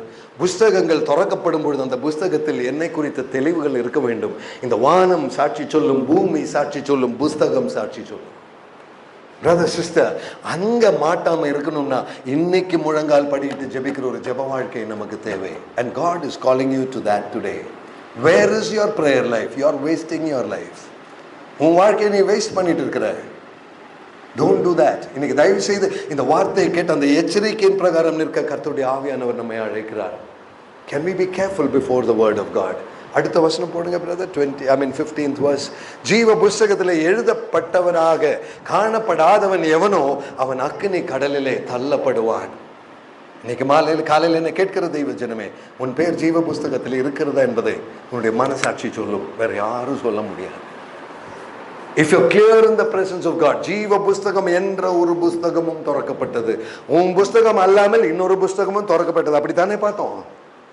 அந்த ஜீவ புஸ்தகத்தில் உன் பெயர் இருக்கணும்னா உனக்கு ஒரு ஜெப வாழ்க்கை தேவை, உனக்கு ஒரு ஆராதனை வாழ்க்கை தேவை, தேவனோடு கூட தொடர்புள்ளவனாய் நிற்பது தேவை, கர்த்தருடைய காரியங்களுக்கு முன்கணனை கொடுக்கிறது தேவை. நீ எதை செய்தாலும் மனுஷருக்கென்று செய்யாமல் கர்த்தருக்கென்று மனப்பூர்வமாய் செய்கிறவனுடைய பெயர் மாத்திரம் ஜீவ புஸ்தகத்தில் காணப்படும். And that is the grace of God. Hallelujah. கடைசியாக 2 வசனம் படிக்க போறோம். வெளிப்பாடு 21 பிரதர், 21ஆம் அதிகாரம், அங்கே 25, 26, 27 பாருங்களேன். பரலோகத்தின் காட்சி யார் அங்கே பிரவேசிப்பார்? பரலோகம் 21ல முதல்ல படிச்சீங்க, வானமும் பூமியும் போன புதிய வானமும் பூமியும் கண்டேன் என்று எழுதுகிறார். ஆனா 25, 26 படிங்க. 25 அங்கே ராக்காலம் இல்லாதபடியால், அப்படி என்றால் நீ பரலோக ராஜ்யத்தில் நீ இருக்கும் பொழுது அங்கே சூரிய அஸ்தமனம் கிடையாது, கர்த்தரே பிரகாசம். அங்க ராக்காலம் இல்லாதபடியினால் அதன் வாசல்கள் அடைக்கப்படுவதில்லை. அடுத்த வசனம் 26 பாருங்களேன். உலகத்தாருடைய மகிமையும் கனத்தையும் அதற்குள்ளே கொண்டு வருவார்கள். நீ ஜெப வாழ்க்கையுடையவனாக நின்றால், நீ பரிசுத்த கிருபை பெற்றவனாக நின்றால், உன்னுடைய ஜெப வாழ்க்கையின் மகிமை நீ பரலோக ராஜ்யத்திற்குள் நீ கொண்டு வருவாய். Hallelujah, glory to God. ஆனா அடுத்த வசனம் தான் கேர்ஃபுல். நெக்ஸ்ட் வசனம் 27. தீட்டுள்ளதும் அருவருப்பையும் பொய்யையும் நடப்பிக்கிறதும் ஆகிய ஒன்றுமே அதில் பிரவேசிப்பதில்லை. உன்னுடைய வாழ்க்கையில பொய் சொல்ற பழக்கம், உன்னுடைய வாழ்க்கையில் தவறான போன் பழக்கம், உன்னுடைய வாழ்க்கையில் தவறான மேட்டிமைகள், தவறான பாவ பழக்கங்கள் இருக்கும் என்றால் நீ அதில் பிரவேசிக்க மாட்டாய். பரலோக ராஜ்யத்தில் உனக்கு என்ட்ரி கிடையாது. இதுதான் வார்த்தையின் தெளிவு. ஆட்டுக்குட்டியானவருடைய ஜீவ புஸ்தகத்தில் எழுதப்பட்டவர்கள் மாத்திரம் அதில் பிரவேசிப்பார்கள். ஜீவ புஸ்தகத்தில் பெயர் உள்ளவனுக்கு கிரீடம் உண்டு. ஜீவ புஸ்தகத்தில் பெயர் உள்ளவன் பாக்கியவான். ஆட்டுக்குட்டியானவருடைய திருமணத்திற்கு அழைக்கப்பட்டவன் பாக்கியவான். சோதனைகளை சகிக்கிற மனுஷன் பாக்கியவான். Hallelujah, glory to God. இன்னைக்கு காலையில் என்ன கேட்கிற தெய்வ ஜனமே, உன்னுடைய பெயர் ஜீவ புஸ்தகத்தில் உண்டா? அது இருக்கும்படி நீ தேவ பிரசன்னத்தில் முழங்கால் படியிட்டு ஜெபிக்கிற உன்னுடைய ஜெப வாழ்க்கையின் மாத்திரம்தான் கர்த்தரோடு கூட அந்த தொடர்பு நீ பெற முடியும். கர்த்தரோடு கூட நீ தொடர்பு வைக்க வைக்க வைக்க பாவ பழக்கங்கள் உன்னை விட்டு விலகும் பொழுது ஜீவ புஸ்தகத்தில் அவர் உன் பெயரை எழுதுவார். இன்னைக்கு காலையில் என்ன கேட்கிற தெய்வ ஜனமே, அந்த தெய்வ பிரசன்னத்தில் திரும்பி வந்து என் பெயர் ஜீவ புஸ்தகத்தில் இருக்கும்படி நானும் ஒரு கிரீடத்தை பெற்று உத்தமனாய் வாழும்படி கிருபை தாங்க ஆண்டவரே என கேட்போமா? இதல்லவா தெய்வீக அழைப்பு. இன்னைக்கு ஒருவேளை இந்த வெளிப்பாடு 20ஆம் அதிகாரம் ஒருவேளை முதல் முறை நிறைய பேர் இங்கே நீங்கள் படிச்சிருப்பீங்க இன்னைக்கு. ஆனால் கர்த்தருடைய ஆவியானவர் இன்றைக்கு இது ஏன் உங்களுக்கு தர்றார் தெரியுமா? அவ்வளவாய் அவர் உங்களை நேசிக்கிறார். ஹல்லேலூயா. அந்த அன்புக்கு ஒரு நன்றி சொல்வீருமா? கரங்களை உயர்த்தி, அப்பா thank you for your love Lord, thank you for your mercy and thank you for your grace. இந்த மாதிரி வார்த்தைகளை நீ அதிக நாட்கள் கேட்க வாய்ப்பு வராது. ஆனால் பெற்ற வாய்ப்பை நழுவ விடாமல் தேவ பிரசன்னத்தில் நம்மை தாழ்த்துவோமா? And the call of God, இதுதான் கர்த்தருடைய அழைப்பு. Let us submit in the presence of God. அந்த தேவ கரங்களில் நம்மை ஒப்பு கொடுப்போமா? Let us all surrender before the Lord. கண்களை மூடி தலைகளை வணங்கி தேவ பிரசன்னத்தில் அர்ப்பணிக்கலாமா? ஸ்தோத்திரம். எங்கள் அன்பின் தேவனே, அப்பா, எதை செய்தாலும் அதை மனுஷர்க்கென்று செய்யாமல் மனப்பூர்வமாய் உமக்கென்று செய்ய கிருபை தாங்க ஆண்டவரே. அது மாத்திரம் அல்ல, உம்முடைய வார்த்தை வெளிப்பாடு 20 எவ்வளவு தூரம் எங்களுக்கு அந்த நியாய தீர்ப்பை குறித்து விளக்கி தந்த கிருபைக்காக நன்றி. என்னுடைய புஸ்தகம் துறக்கப்படும் பொழுது, வானமும் பூமியும் எண்களை பற்றி பேசும் பொழுது அங்கே சாட்சியுள்ளவர்களாக நிற்க ஒவ்வொருவரையும் நீர் பலப்படுத்தும்படி நான் கேட்கிறேன். அப்போ இந்த சபையில் இன்றைக்கு இணைந்திருக்கிற இந்த செய்தியை கேட்க போகிற ஒவ்வொருவர் மேலும் உடைய கரத்தை வைத்து பரிசுத்த அலங்காரத்துடன் வாழ, சோதனை சகிக்கிறவர்களாய் வாழ, ஜீவ புஸ்தகத்தில் பெயர் உள்ளவர்களாய் வாழ, அந்த பாக்கிய பதவிக்குள் அவர்களை உயர்த்தும்படி நான் ஜெபிக்கிறேன். அப்பா, சத்ருவின் சேட்டைகளிலிருந்து, சத்ருவின் சூழ்ச்சிகளிலிருந்து ஒரு விடுதலை தாருங்க. பரிசுத்த ஆவியானவரை நீரே ஆளுகை செய்யுங்க. உம்முடைய கரங்களை தாழ்த்தி அர்ப்பணிக்கிறோம். இயேசுவின் நாமத்தில் ஜெபத்தை கேட்டருளும் எங்கள் ஜீவனுள்ள நல்ல பிதாவே. ஆமென், ஆமென்.